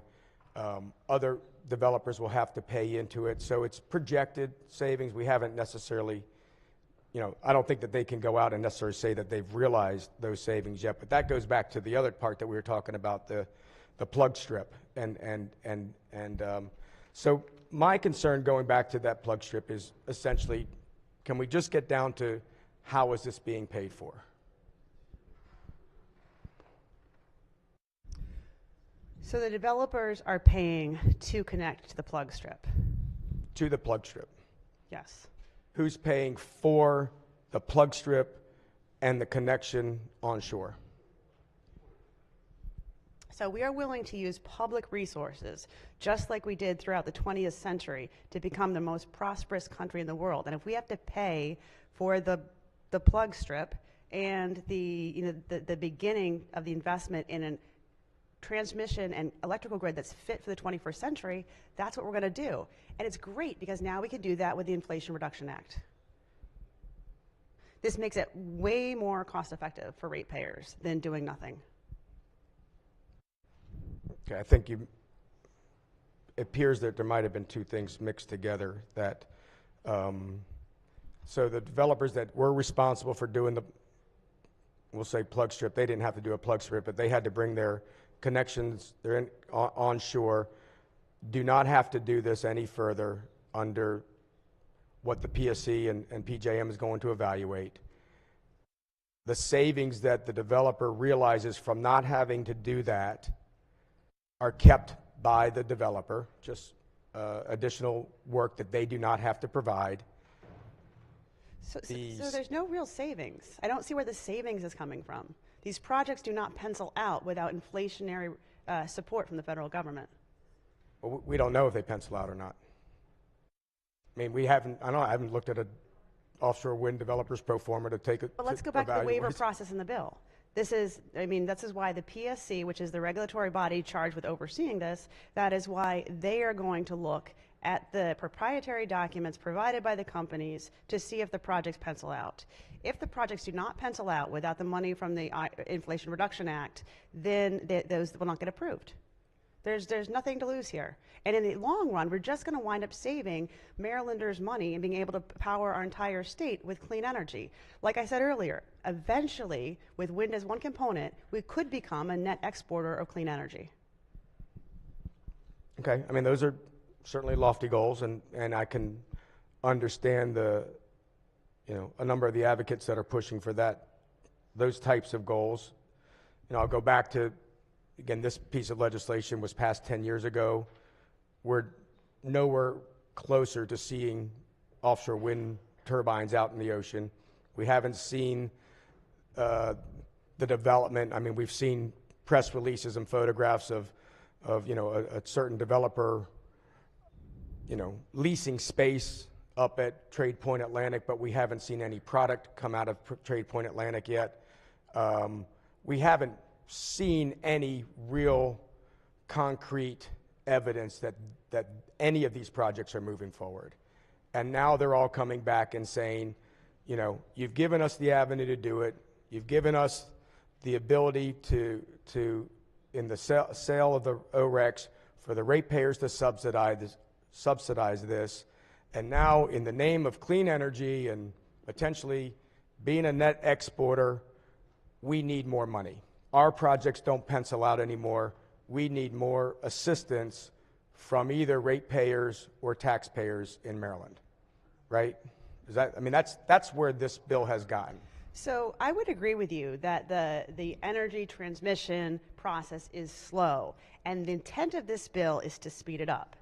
And if we want to talk about delays, I would really look back to what the former, federal administration did to put things on hold. But once again, back to this bill, this is a cost-effective way to speed up the process to get a better 21st century, transmission distribution, going. Floor Leader, thank you for your responses to my questions and the conversation and debate. Mr. President, I have an amendment at the appropriate time. this bill has been laid over already, so we don't have that option. So unless there are other questions, once the report is adopted, I would propose an amendment. All right, let's see if there are any other senators who have questions on the amendment. Are there any discussion on the amendments? If not, are there any objection to the committee amendments? Without objection, the two committee amendments are adopted. Question now is on the amended report. Any discussion? If not, all in favor of the report say aye. Opposed, nay. The ayes have it. The favorable committee report as amended is adopted. Chair recognizes the minority leader. The pages will collect and distribute the senator's amendment. We saw the wonderful folks from our amendment office coming in and out, so suspect we have lots of different ideas. All right, one moment. All right, Senator may explain the amendment. Thank you very much, Mr. President. This amendment goes back to an amendment that was offered last year on the floor for a different project that was accepted and went over to the House. But I think after hearing the debate that we've had, that there probably is very limited confidence from a number of people on what the ratepayers are actually paying for. And we've heard how promising offshore wind is and how proud many people are about offshore wind, and the environmental community is outside with their windmills and asking us all to be supportive of this legislation. So this amendment simply says that any costs passed on to the ratepayer under this section or this policy will be included as a separate line item for offshore wind energy in the ratepayer's electric bill. So again, just simply a transparent manner for all electricity companies to recognize the wonderful things that we're doing here in the General Assembly, but to also recognize what the cost of these policy decisions that we're making. And Mr. President, we've talked several times about, we just had a bill that's going to increase the minimum wage because people can't afford food, they can't afford rent, they can't afford electricity as well, too. I'm sure every single office in the General Assembly has received phone calls from individuals that are having difficulty paying their electric bill. Yet we are making policy decisions down here that continue to increase the cost of electricity under the name of environment, climate change, and things of that nature. So this would just simply say that on your utility bill, there's a line item that says this is what offshore wind costs. We don't have to have these debates anymore. We'll sit down, we'll know exactly what it's costing each and every customer on the utility bill. Again, it's transparency, it's to promote the wonderful things that we're doing, and I ask to move the amendment. All right, Senator moves the amendment. Let's hear from the floor leader. Thank you, and I'd like to thank the maker of the amendment, and just we both share this concern over ratepayers. However, colleagues, there is already a line in the utility bill that says something like distribution charge, and so therefore this would be not necessary, and I urge my colleagues to resist the amendment. All right, on the amendment, Chair recognizes the senator from District 1 on the amendment. Thank you, Mr. President. I rise in support of this amendment because we actually have precedent set.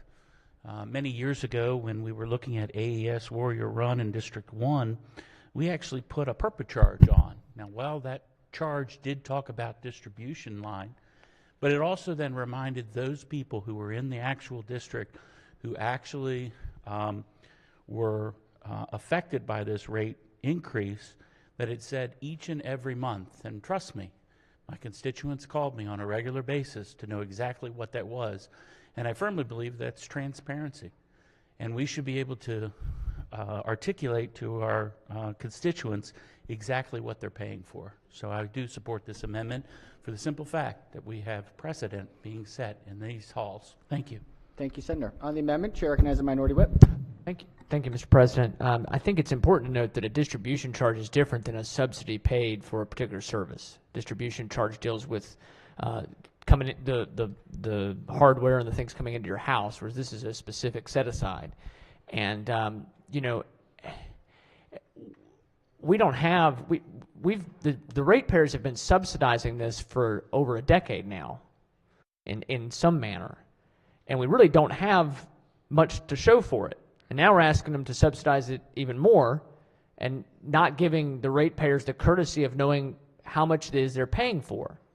If it's such a great thing, I think we should be bragging about it and make sure the ratepayers know how they're helping to save the climate or whatever it is that we hear about this.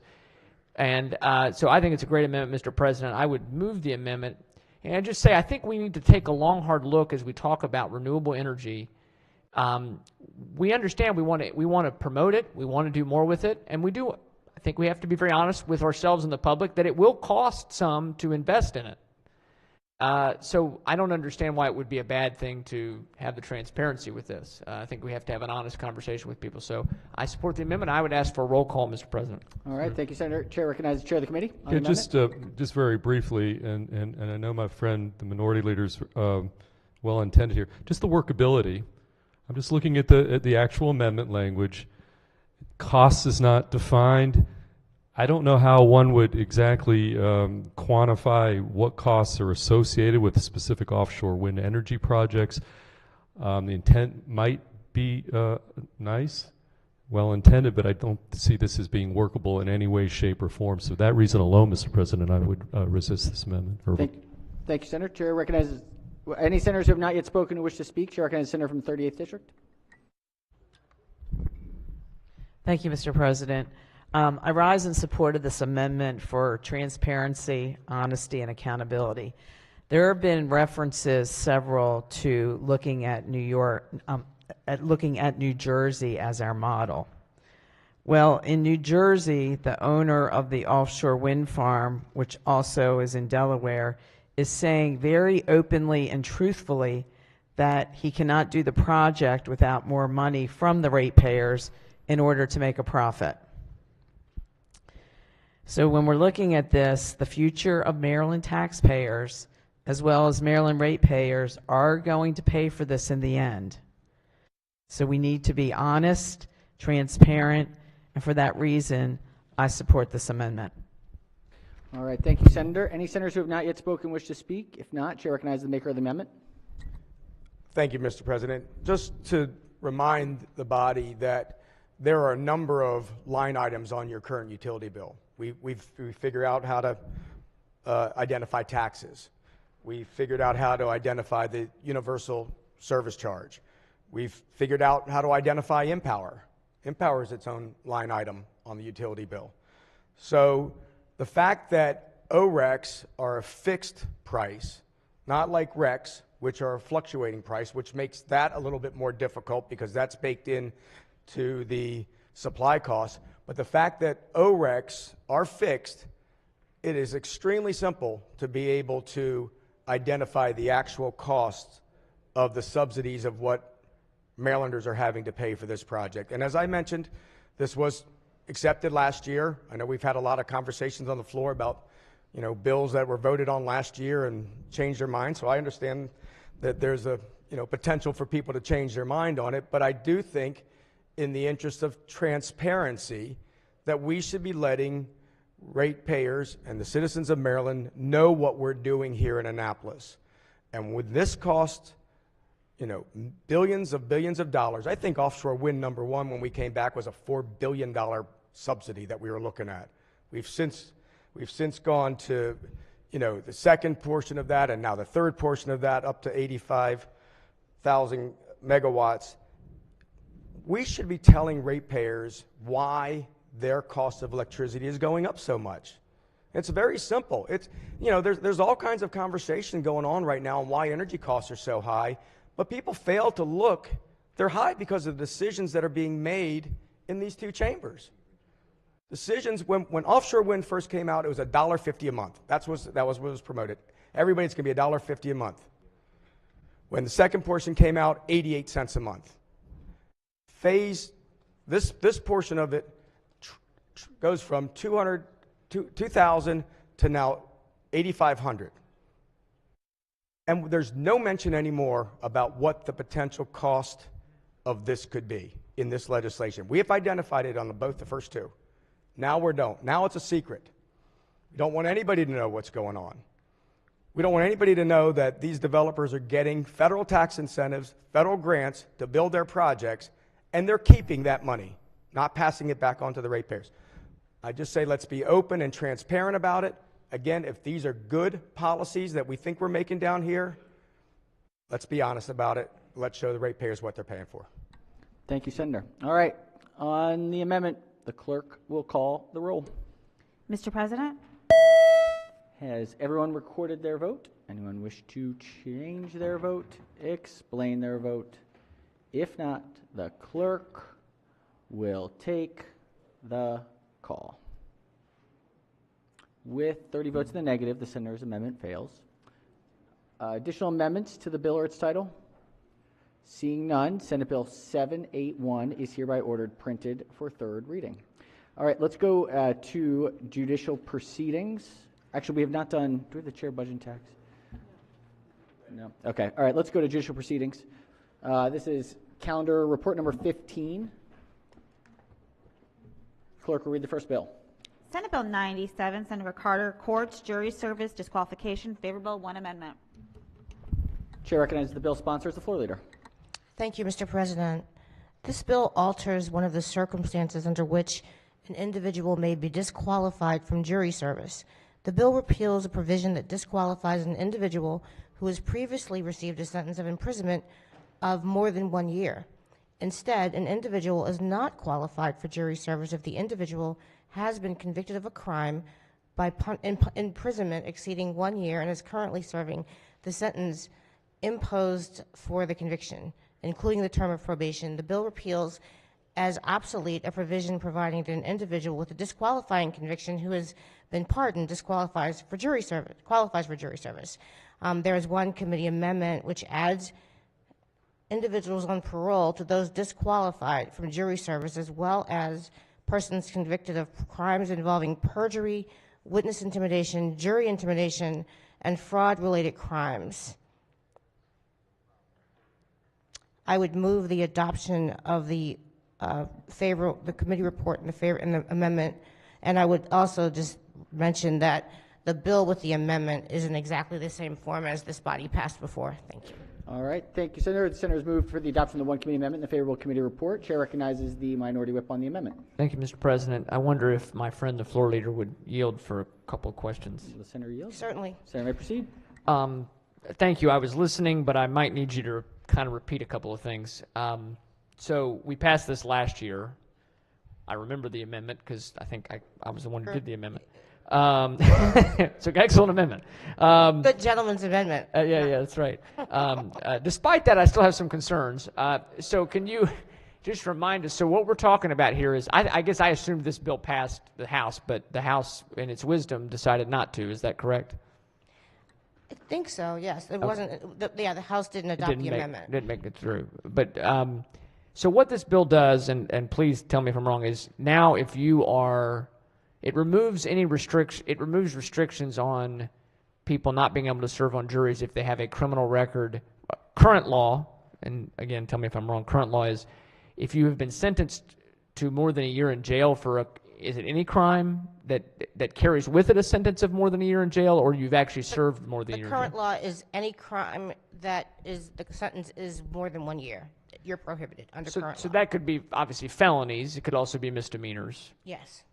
And then the other thing we're doing in the bill is if you are if you're still on parole or probation, you also could not serve on a jury. Is that correct? That's correct. That's the amendment. Okay. I don't quite understand, and perhaps my friend, Mr. President, can help me. I'm trying to follow the protocol. What is the crisis we're facing that we're doing this? Oh, it's so many things. But I think one of the main things is that in our current law, we still continue to discriminate against a class of people because of having a criminal conviction. And even though once they've paid their debt to society, we refuse to fully restore their rights of citizenship and their rights to serve on a jury. And so this is about making sure that we are not continuing to discriminate against people that have served their debt. There's also the other reality that so many of the defendants, particularly in criminal cases, are black. And this current law excludes a great number of persons that would be a jury of their peers. That will be black people, black men. And so, as we know, and we talked about it so many times, data shows that Maryland incarcerates a higher percentage of black men of any other state in this country. And so that's a big chunk of people that once they've paid their debt to society, we don't allow them to serve on a jury. And then finally, I know in my jurisdiction, and I've heard some others, there are some people that get called for jury service like all the time, like sometimes even more than once a year. And so this would expand that jury pool, and hopefully it would be a benefit to our constituents because it would be less of a burden on the same people that rotate through that system all the time. So those are the reasons. Those are some reasons off the top of my head.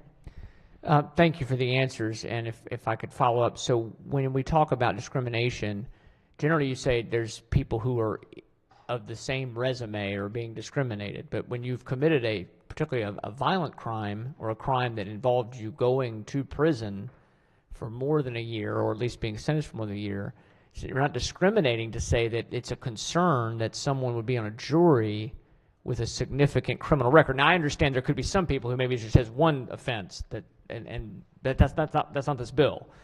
So correct me if I'm wrong, we could have some of these repeat violent offenders that we've talked about and that are continuing to cause mayhem in our communities. They could be, if someone's out of prison after their second sentence for a violent crime, they would be able to be on a jury if we pass this. Yeah, that's possible, but there is data that we've looked at that indicates that people that have had criminal convictions, and even for serious crimes or violent crimes, are not necessarily more likely to be lenient on a criminal defendant or something like that, even in that situation. And I think, if the issue is just, the crime was terrible, and so no matter what they do, we never want to restore their full rights, then that's one thing. But if it's just that you don't think they're fit because of the nature of what they did, I think that's not a valid reason, because we allow so many people with various biases to be eligible for jury service. And I think I want to make it clear, this is eligibility for jury service. This doesn't mean they're going to serve on a jury, because you still have voir dire, you still have peremptory challenges, you still have challenges for cause, and various other reasons why many people would still probably be excluded. I'm glad you mentioned that, because you mentioned voir dire, which I now know how to pronounce after last year, and peremptory challenges. But isn't it true that you will, by doing this, you will cause prosecutors to use up their set of challenges to try to find the right jury pool on people who have if someone's been selected for the jury pool that has an offense for, say, armed robbery, and so then the case is about armed robbery, that the prosecutor now has to use one of their challenges on that, correct? Not necessarily. I think they could, it could be that they use a peremptory challenge on it, but I don't think it's using it up, because there are so many different people in the jury pool that have one or the other circumstance that we may not know, because maybe they don't have a criminal conviction, but maybe they've been in 50 car accidents. And the jury is a civil jury pool, and it's for a civil case. So I just don't think that's a valid concern. If I could follow up on one other point you made, again, talking about restoring full rights. Speaking for myself, I've been very open and supportive of a lot of criminal justice reform in the past, trying to make sure we reform our prison system, make sure we have our laws make sense, especially as it relates to like nonviolent crimes and drug crimes. And I think we've agreed on that side of things. But we've gotten to a point now where to say it's restoring a full right, someone has chosen to commit a crime, they've been convicted of a crime, now we're asking them to be a part of. It's not saying somebody doesn't have full rights because they don't get to participate in adjudicating something in a similar fashion. We don't say if someone drives drunk, we don't say they should have their full rights restored because they've paid their debt. Generally, if you have a severe drunk drive, if you have multiple drunk drivers, it's going to be on your record forever. You can't even expunge that. So to say we're not going to restore somebody's full rights, I mean, a jury is like a privilege and an honor. It's not necessarily your full rights. So I don't know if you would agree with that or disagree with that. So I disagree for this reason. When persons, no matter what the crime, are convicted and go and they're imprisoned and they come out and they're on parole and often followed by parole and probation, and they do all of that, they complete that. We require that they complete it. We often also require as a part of it that they contribute to society, that they work and they pay taxes. And so we require that obligation of citizenship. So I would think that along with that obligation of citizenship, that they contribute in a positive way to society, that we would also allow them to enjoy this privilege if they so choose. I mean, I don't know that many people that are dying to go to jury service. So I don't know that everybody's going to be like, there's going to be like, everybody's going to be running, okay, I can now serve, let me get down there. Perhaps some folks will be mad at you for introducing this legislation. I don't know. Okay, I mean, I know there's a lot further places we could go down this, so we don't want to debate the bill, but. You know, I think that, I don't even agree with your concerns about but we did, I mean, I don't even agree with the good gentleman's concerns, but we did put those limitations in the bill, and I just don't think that it would make sense to restrict it anymore. I don't have it in front of me now, but I know that we've talked about this many times, and we're actually behind most states in allowing this ability for people to serve. Okay, thank you very much, and enjoy the dialogue, even though we definitely don't agree on some issues, but it's always good to discuss it. Mr. President, I think a concern that I have is, and speaking on the bill and the amendments, I suppose, the concern that I would have with this is once again, another bill is out here talking about how we deal with crime, but it is dealing with more for folks who have been criminals. And we still don't have anything out here on the floor dealing with severe consequences, in my view. That's not this bill. I would ask if we could, I think I may have an amendment, so I'd like to ask that the bill and the amendment lie over under the rule. All right, the Senator's motion is in order. The bill and the amendment will lie over under the rule. Is that the last? Clerk, read the next bill. Senate Bill 100, Senator Heddleman, Real Property Actions to Repossess Proof of Rental Licensure, favorable, one amendment. Chair recognizes the Senator from the 42nd District as the floor leader. Thank you, Mr. President. This bill requires a landlord in a jurisdiction that requires licensure to plead and demonstrate when filing a written complaint to repossess residential property that the property is either, one, licensed in compliance with the applicable local rental licensing requirements, or two, exempt from applicable local rental licensing requirements. These requirements are generally applicable upon the filing of a failure to pay rent action, a tenant holding over case, or breach of lease action. At trial, the landlord must demonstrate to the satisfaction of the court that the property is licensed or exempt. A landlord may provide electronic proof of licensure to satisfy this requirement. There is a single amendment which adds a procedure for landlords who are unlicensed for reasons outside of their control to pursue failure to pay rent cases, tenant holding over cases, and breach of lease cases in certain circumstances. Mr. President, this bill was extensively worked on throughout this session, and as amended is supported by both landlords and tenants. The committee unanimously passed the bill. I move the adoption of the amendment as well as the favorable committee report. Floor leader moves to the adoption of the one committee amendment and the favorable committee report. On the amendment, any discussion? Any objections? Without objection, the one committee amendment is adopted. Question now is on the favorable report as amended. Any discussion? If not, all in favor of the report say aye. Opposed, nay. The ayes have it. The favorable committee report as amended is adopted. Are there any further amendments to the bill or its title? Seeing none, Senate Bill 100 is hereby ordered printed for third reader. Clerk will read the next bill. Senate Bill 446, Senator West, Estates and Trust Decanting, Maryland Trust Decanting Act, favorable with one amendment. Chair recognizes the bill sponsor as the floor leader. Thank you, Mr. President. This bill establishes the Maryland Trust Decanting Act, which provides specified authority to an authorized fiduciary to distribute property of a first trust to one or more second trusts, or to modify the terms of a first trust. The bill must be construed to apply retroactively and must be applied to and interpreted to affect any trust created before, on, or after October 1st, 2023, the bill's effective date, that has its principal place of administration in this state or is governed by the law of this state. The bill is quite complicated. It was worked on for quite some time by the members of the Estates and Trust section of the Maryland State Bar Association, and fortunately their representative came to our committee and answered questions that committee members asked. The bill was passed after that conversation unanimously by our committee. I move the adoption of the amendment as well as the favorable committee report. Floor leader moves for the adoption of the one committee amendment and the favorable committee report. This is a different type of decanting than I've heard of.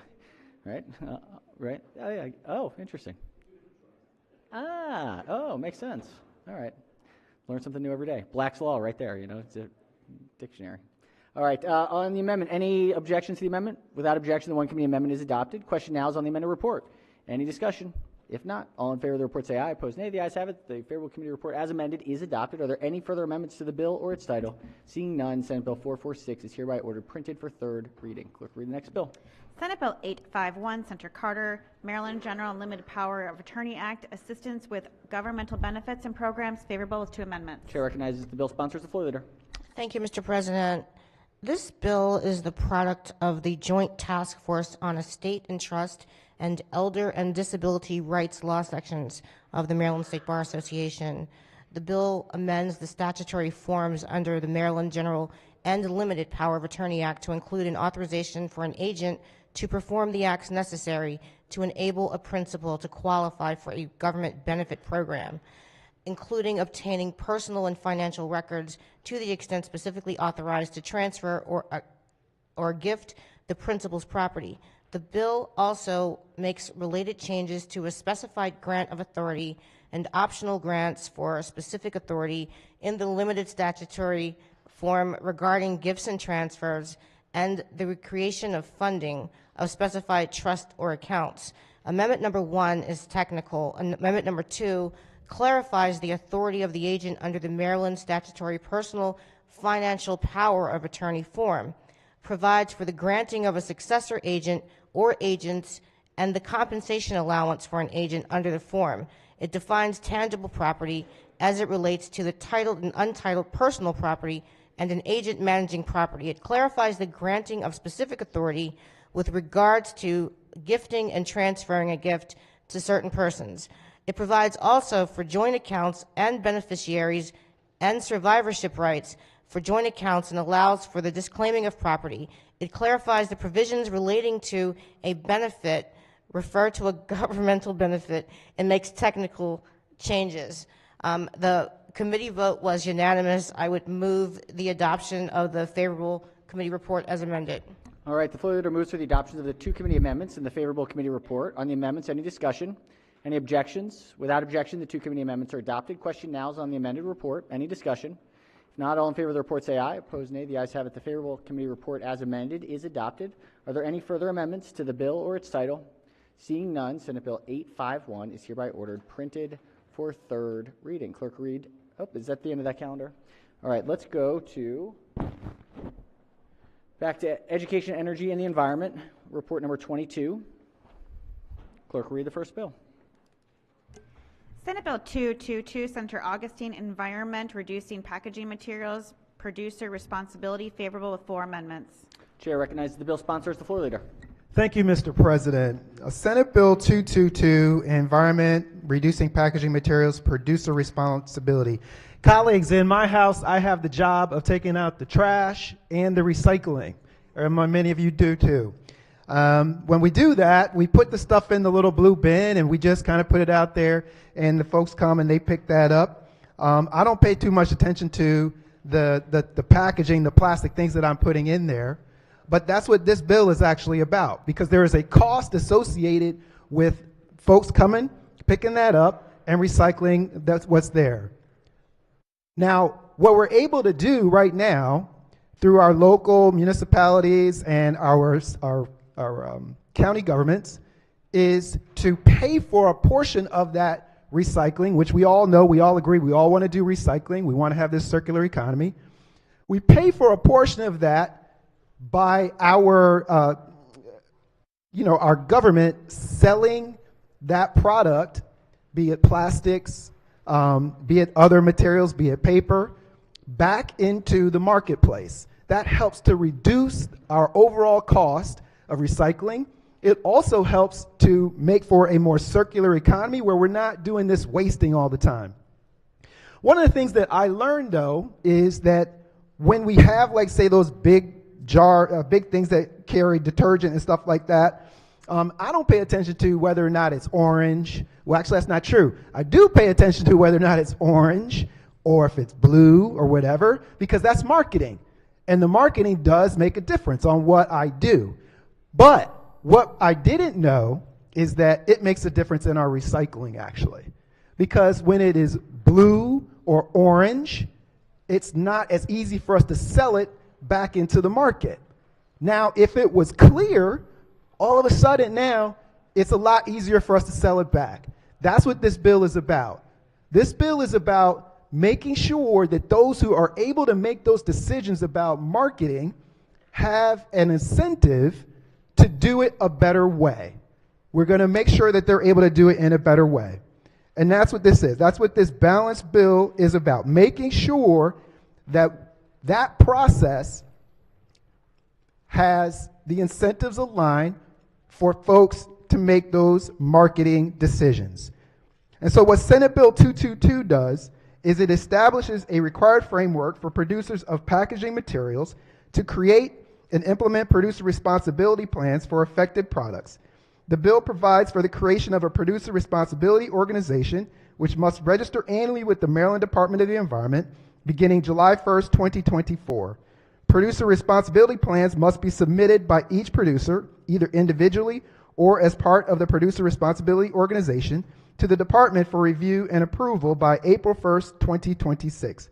Beginning on a date set by the department, a producer may not sell, offer for sale, distribute, or import for sale or distribution packaging materials for the use in the state unless the producer has an approved plan on file with the department. The bill also establishes an advisory council and ongoing statewide recycling needs assessment requirement, reporting requirements, and penalties for violation. Mr. President, we have 4 committee amendments because we wanted to make sure we brought all the stakeholders who are involved in this together to try to get as solid and as balanced a bill as possible. Amendment number 1 makes technical changes and adds co-sponsors. Amendment number 2 alters requirements for the statewide recycling needs assessment and requires the needs assessment to be conducted by an independent consultant selected by the Office of Recycling within the Department of the Environment. Amendment number 3 defines certain terms, provides for the construction and application of certain requirements, and alters certain exemptions. The amendment also provides for the designation of a single producer responsibility organization in 2024 with the option to designate additional producer responsibility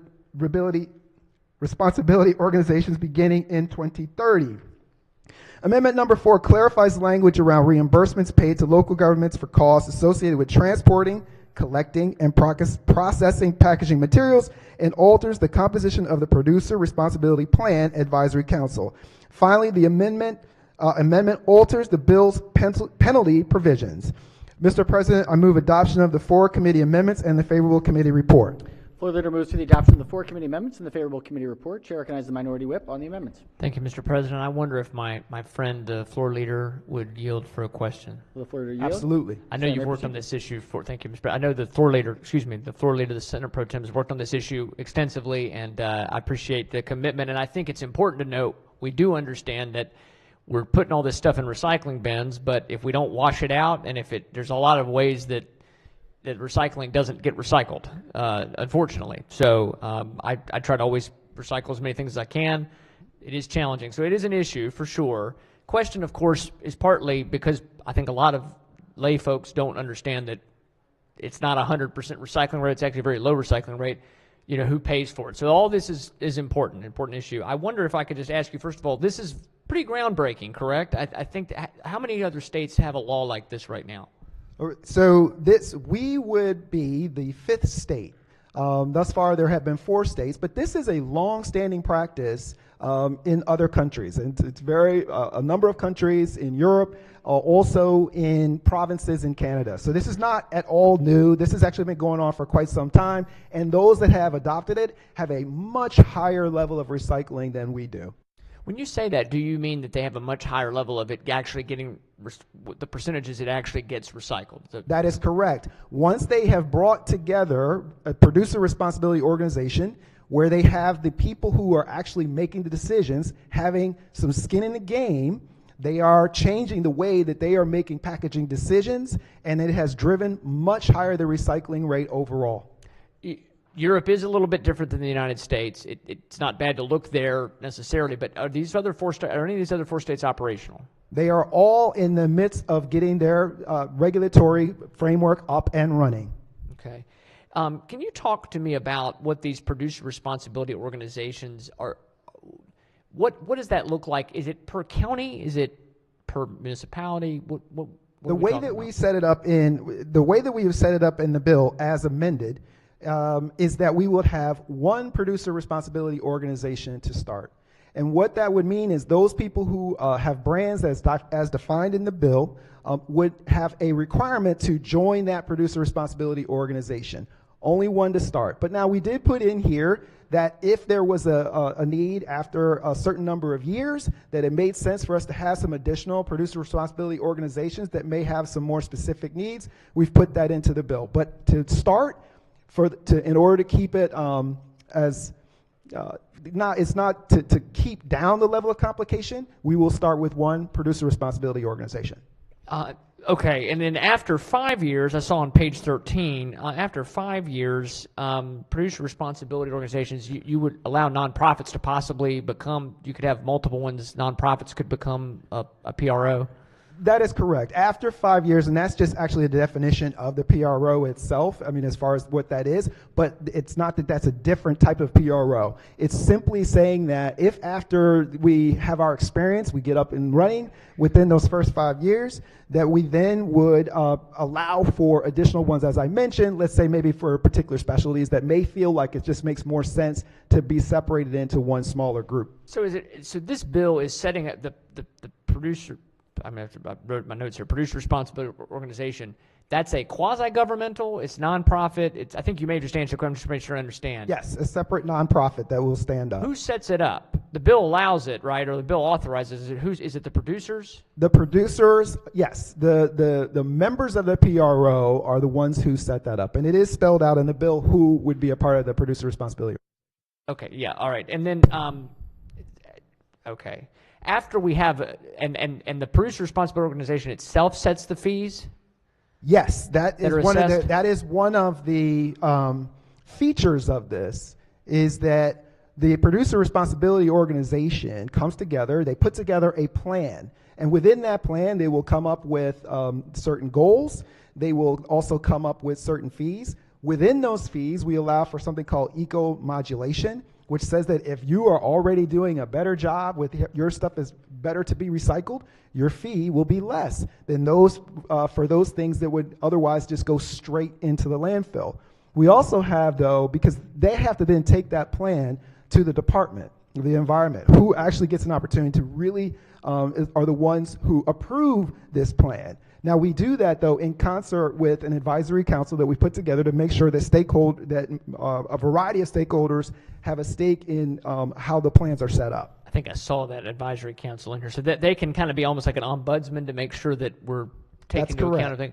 So an example, so what's interesting to me is we're talking about these producers and the people who'd be paying the fee, and if they're producing, if the producers are creating packaging, for example, or whatever their product is, but packaging is usually what we're talking about, that is more environmentally friendly from the sense of being able to recycle, their fee can be reduced. Yes, and it is that we're talking exclusively about packaging. This is strictly the packaging, only packaging of certain products. Okay, and I guess the next question that stems from that is when we talk about these producers, I want to use it a little bit more as a more humanizing language, these job creators, because that's who they are. Yep. I know we have to define it in law. I'm not being critical of the term, but it is businesses. Some of them very large businesses, like I guess Johnson & Johnson or McDonald's, right? But others are Barger's restaurant in my district that packages certain goods, or you can think of a lot of examples in our own communities of small, even sometimes very small businesses. How does this bill does it treat them differently or the same? Senator, it is a 23-page reprint, so I did my best. But Senator, it does treat them differently. Okay. So we created an exemption for businesses that are under $5 million in sales to make sure that. We also put one in there as well, separately for restaurants. Again, we're trying to make sure that we're protecting our local businesses. We know that this is something that, it's really, to be quite frank, it's really targeted at the national brands, right? Those are the folks who this is really targeting. So we have absolutely put in exemptions for small business. Okay, so if this bill passes, so it's an exemption, is a total exemption, or it's for under 5 million? Yeah, that is correct. Yes. Okay, that's good to know. I actually was honest question because I didn't see it in the bill, but it's a long reprint. Yep.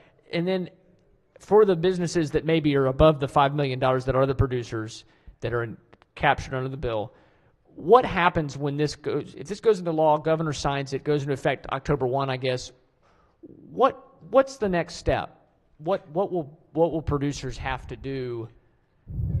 The next step, Senator, is that they have to come together, right? They must come together and create the producer responsibility organization. They have a certain period of time, obviously, in order to be able to do that. We're allowing for them to do that, giving them until 2024 for them to pull this thing together, right? And they have to come together, create up the plan when they come together, that then they must report to the department, who then, as I mentioned earlier, then has to report the plan, and then it becomes annual requirements that are associated with the producer responsibility organization.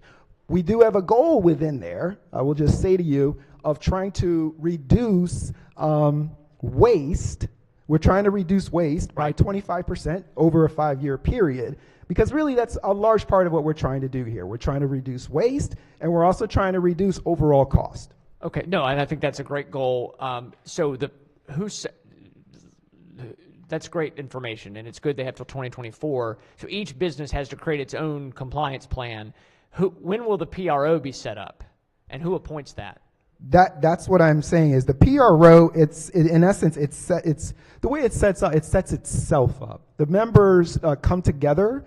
Those who are identified as being producers, they are the ones who will come together. We will convene them. The Maryland Department of the Environment will obviously play a role and notify each company, helping to identify, right, and make sure that they are able to come together. But that is so the idea on this, Senator, is that we wanted to make sure that those who have the resources, those who are also have the marketing, have a seat at the table. Right? So we worked on this in conjunction with those brand owners to set this up, where there are people who are the brand owners are a part of that PRO, but then also the people who process the materials. We've also been a part of that conversation. They're a part of that, who all are able to come together as a part of it. Okay, and then Mr. President, thank you for the time to lay this out, because it is a big bill with a lot of moving parts. I have, if I can take a separate line of questioning on something else. Yep. The fees collected, are they going to go?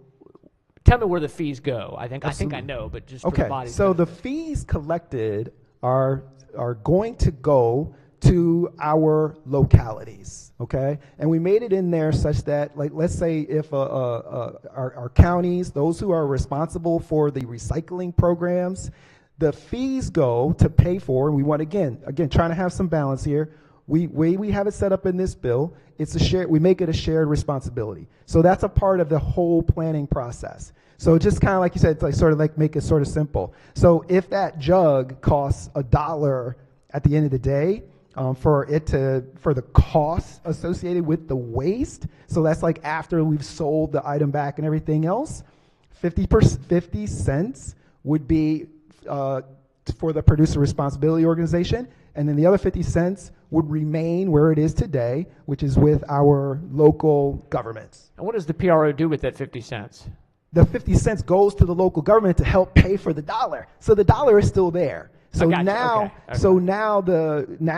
our local government ends up paying 50 cents instead of paying the full $1. I see what you're saying. So it's like each one gets 50 cents. The PRO also does use some of that money to help with the education process, which you were just doing right now, when you talked about how we got to make sure the stuff is clean and stuff like that, that's also a part of the bill. Okay, and then I think my last question, Mr. President, on the bill is relative to, with the money that's brought into the local counties, is this going to go into expanding and facilitating the service, or is it going to go into wages and staffing, or a combination of the two? What it will go towards is it will come together. It goes towards the cost, and so different overall cost. Yeah, so different.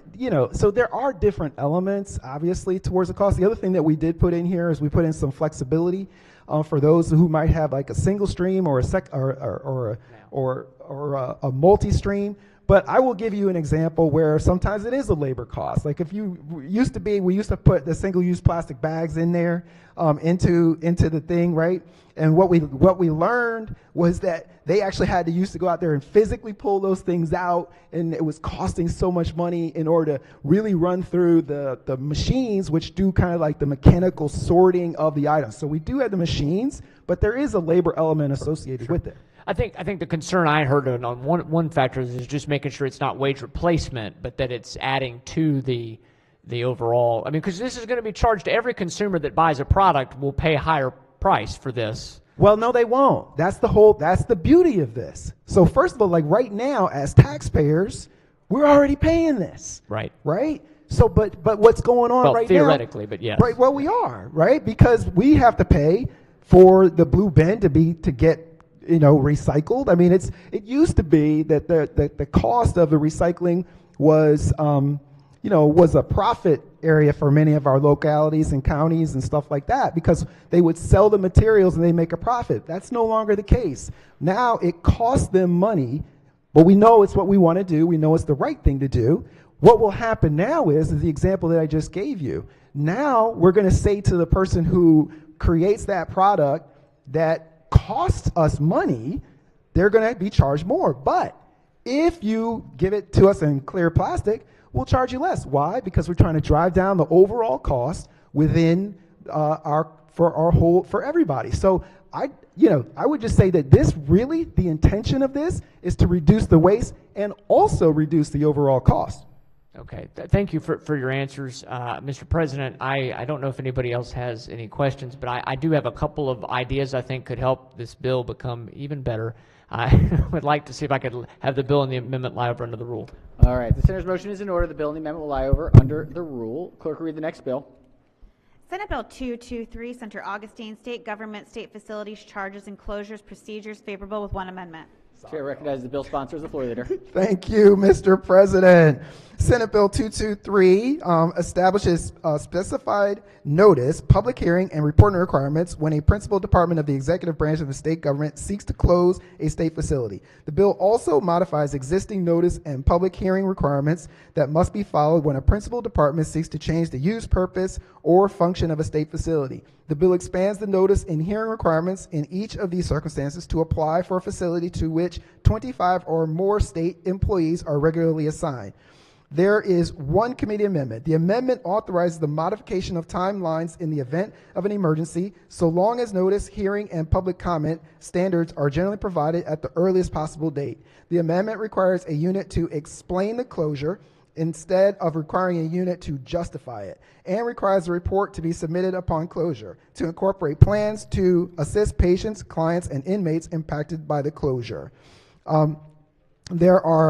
I move adoption of the committee amendment and the favorable committee report. Floor leader moves for the adoption of the one committee amendment, the favorable committee report. On the amendment, any discussion? Chair recognizes the senator from Baltimore County. That's a question for the floor leader. Floor leader yields. Senator may proceed. Just out of curiosity, are local public school buildings included in this bill? Are they considered? This bill is targeted specifically at state buildings. Okay, thank you. Yeah. All right. On the amendment, any further discussion? Any objections? Without objection, the one committee amendment is adopted. Question now is on the favorable report as amended. Any discussion? If not, all in favor of the report say aye. Opposed, nay. The ayes have it. The favorable committee report as amended is adopted. Are there any further amendments to the bill or its title? Seeing none, Senate Bill 223 is hereby ordered printed for third reading. Clerk, read the next bill.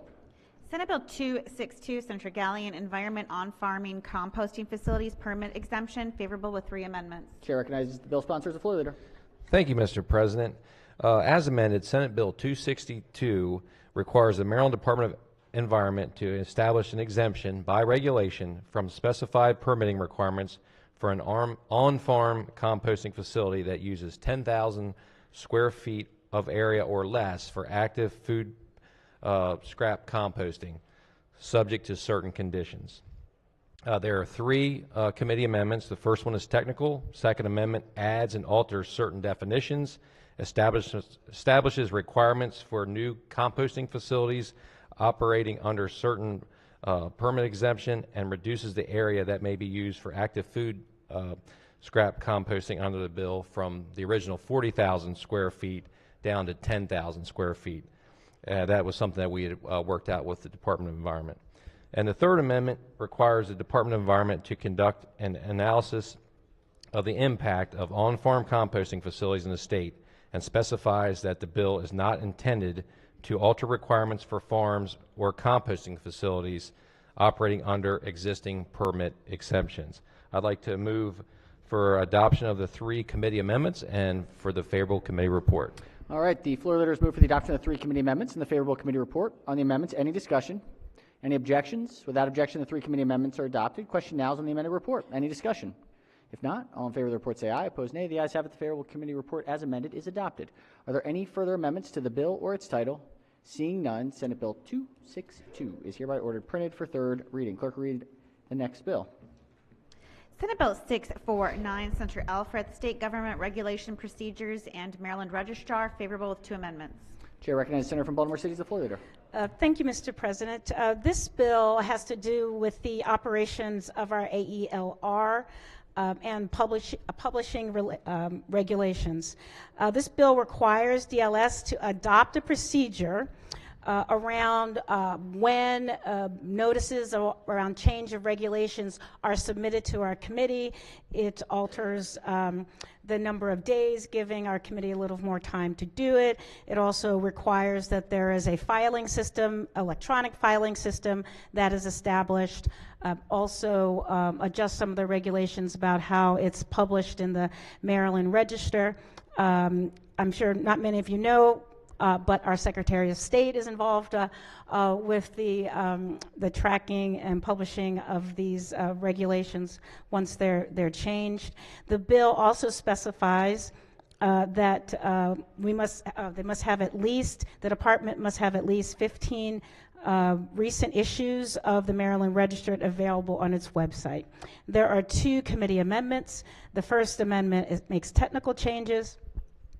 Unfortunately, nobody was rushing to be added as a co-sponsor, but the Second Amendment alters the standard for modifying substantially different regulations. It requires the Department of Information Technology to consult with the administrator of the Division of the State Documents and the Department of Legislative Services on the development and functionality of the electronic filing system.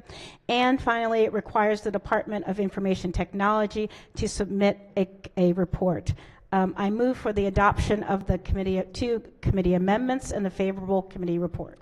Floor leader moves for the adoption of the two committee amendments and the favorable committee report. On the amendments, any discussion? Any objections? Without objection, the two committee amendments are adopted. Question now is on the amended report. Any discussion? If not, all in favor of the report say aye. Opposed, nay. The ayes have it. The favorable committee report as amended is adopted. Are there any amendments to the bill or its title? Seeing none, Senate Bill 649 is hereby ordered printed for third reading. One last little executive noms thing. Let's just get this on the floor in special ordered. This is Report 6. Clerk will read the report.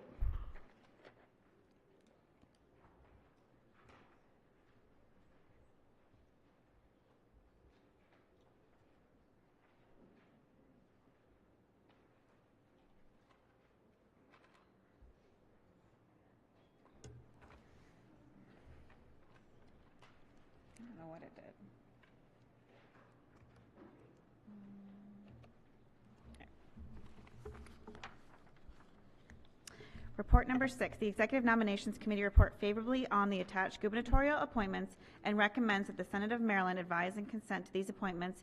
Pamela G. Beidel, Chair. All right. Chair recognizes the Chair of the Committee. Thank you, Mr. President.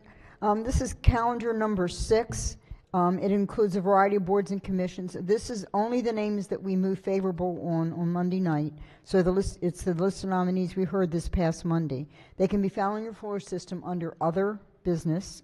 And I request that we consider these nominees in regular session under Rule 22A and move that we special order this report until tomorrow, Friday. Excellent. All right. The chair has moved that we special order, or we hear them in open session in special order to the appropriate time tomorrow. Senators, take a look through the list. If there are any names that senators need to separate out, please make sure to give notice to the chair ahead of time. We'll remind again, but just double check. There's a lot of names in here, especially in the statewide, so just make sure there's no conflicts. All right. The report will be special order to the appropriate time tomorrow. All right. That does it for now. We're going to look at 5 o'clock. 5 o'clock. Let's see. Chair of Finance. Thank you, Mr. President. Senate Finance will meet for bill hearings at 1:45, followed by a voting session. All right. Busy day. Chair of Education, Energy, and the Environment. Thank you, Mr. President. The EEE Committee will meet at 1:45 for one bill hearing, followed immediately by a voting session. Thank you. Chair of Budget and Tax. Thank you, Mr. President. We will meet at 2:15. 2:15 for voting. All right. 2:15 for voting. Judicial Proceedings. Thank you, Mr. President. The Judicial Proceedings Committee will meet at 2:30 for a voting session. 2:30. 2:30. 2:30. All right. Let's see. Other standing committees, select committees, delegations, caucuses. Yes, Chair of the Montgomery County Delegation. Thank you, Mr. President. Colleagues, I hate to do this to you from Montgomery County, but we've got 2 bills. We'll get them knocked out real fast immediately following session. We got to get those 2 bills voted. We're set up already up in the Montgomery County Delegation room. Let's Chair, as Chair of Finance. Yeah, could I just modify the EEE Committee will meet at 2 p.m. What time are you mean? Immediately following for Montgomery County. 2 p.m. So and 2 then p.m. so for EEE for a single bill hearing followed by a voting session. All right. Let's do Chair of Finance. Thank you, Mr. President. At the request of the chair of the Montgomery delegation, Senate Finance will now meet at 2 p.m. in the committee room for bill hearings, followed by a voting session. 2 p.m. I bet that's at 2 p.m. sharp, is what I think. It is very sharp, Mr. President. All right. Chair of Executive Noms. Chair of the Anne Arundel delegation. Thank you, Mr. President. I need my senators in the hall for just a very quick vote on an amendment. It'll be quick, I promise. Thank you. All right. Yes, Chair of JPR. Thanks. Just in light of everything sliding to the right, we're going to go 3 p.m. for voting session at Judicial Proceedings. Ooh, 3 p.m. 3 p.m. Cutting it close. All right. 3 p.m. sharp-ish. All right. Yes. Senators, we're not done yet. Almost. Yes. Thank you, Mr. President. The Senate Republican Caucus will try to have a brief meeting at 4:30. We do understand there may be some members in committee, but we're going to try to convene at the Senate Caucus room at 4:30. Okay, 4:30, Republican Caucus. Any further announcements before we adjourn? If not, let's do a quorum call before we adjourn. Mr. President? Has everyone recorded their presence? If so, the clerk will take the call. The 47 members in the chamber and a quorum being present. The Senate of Maryland remains in session. Chair recognizes the majority leader. Thank you, Mr. President. I move the Senate of Maryland stand adjourned until Thursday, March 16th at 5 p.m. promptly. Promptly at 5 p.m. Sharp, not sharpish. Sharp. Without objection, so ordered. Have a phenomenal afternoon. Senators, the chamber will be secured.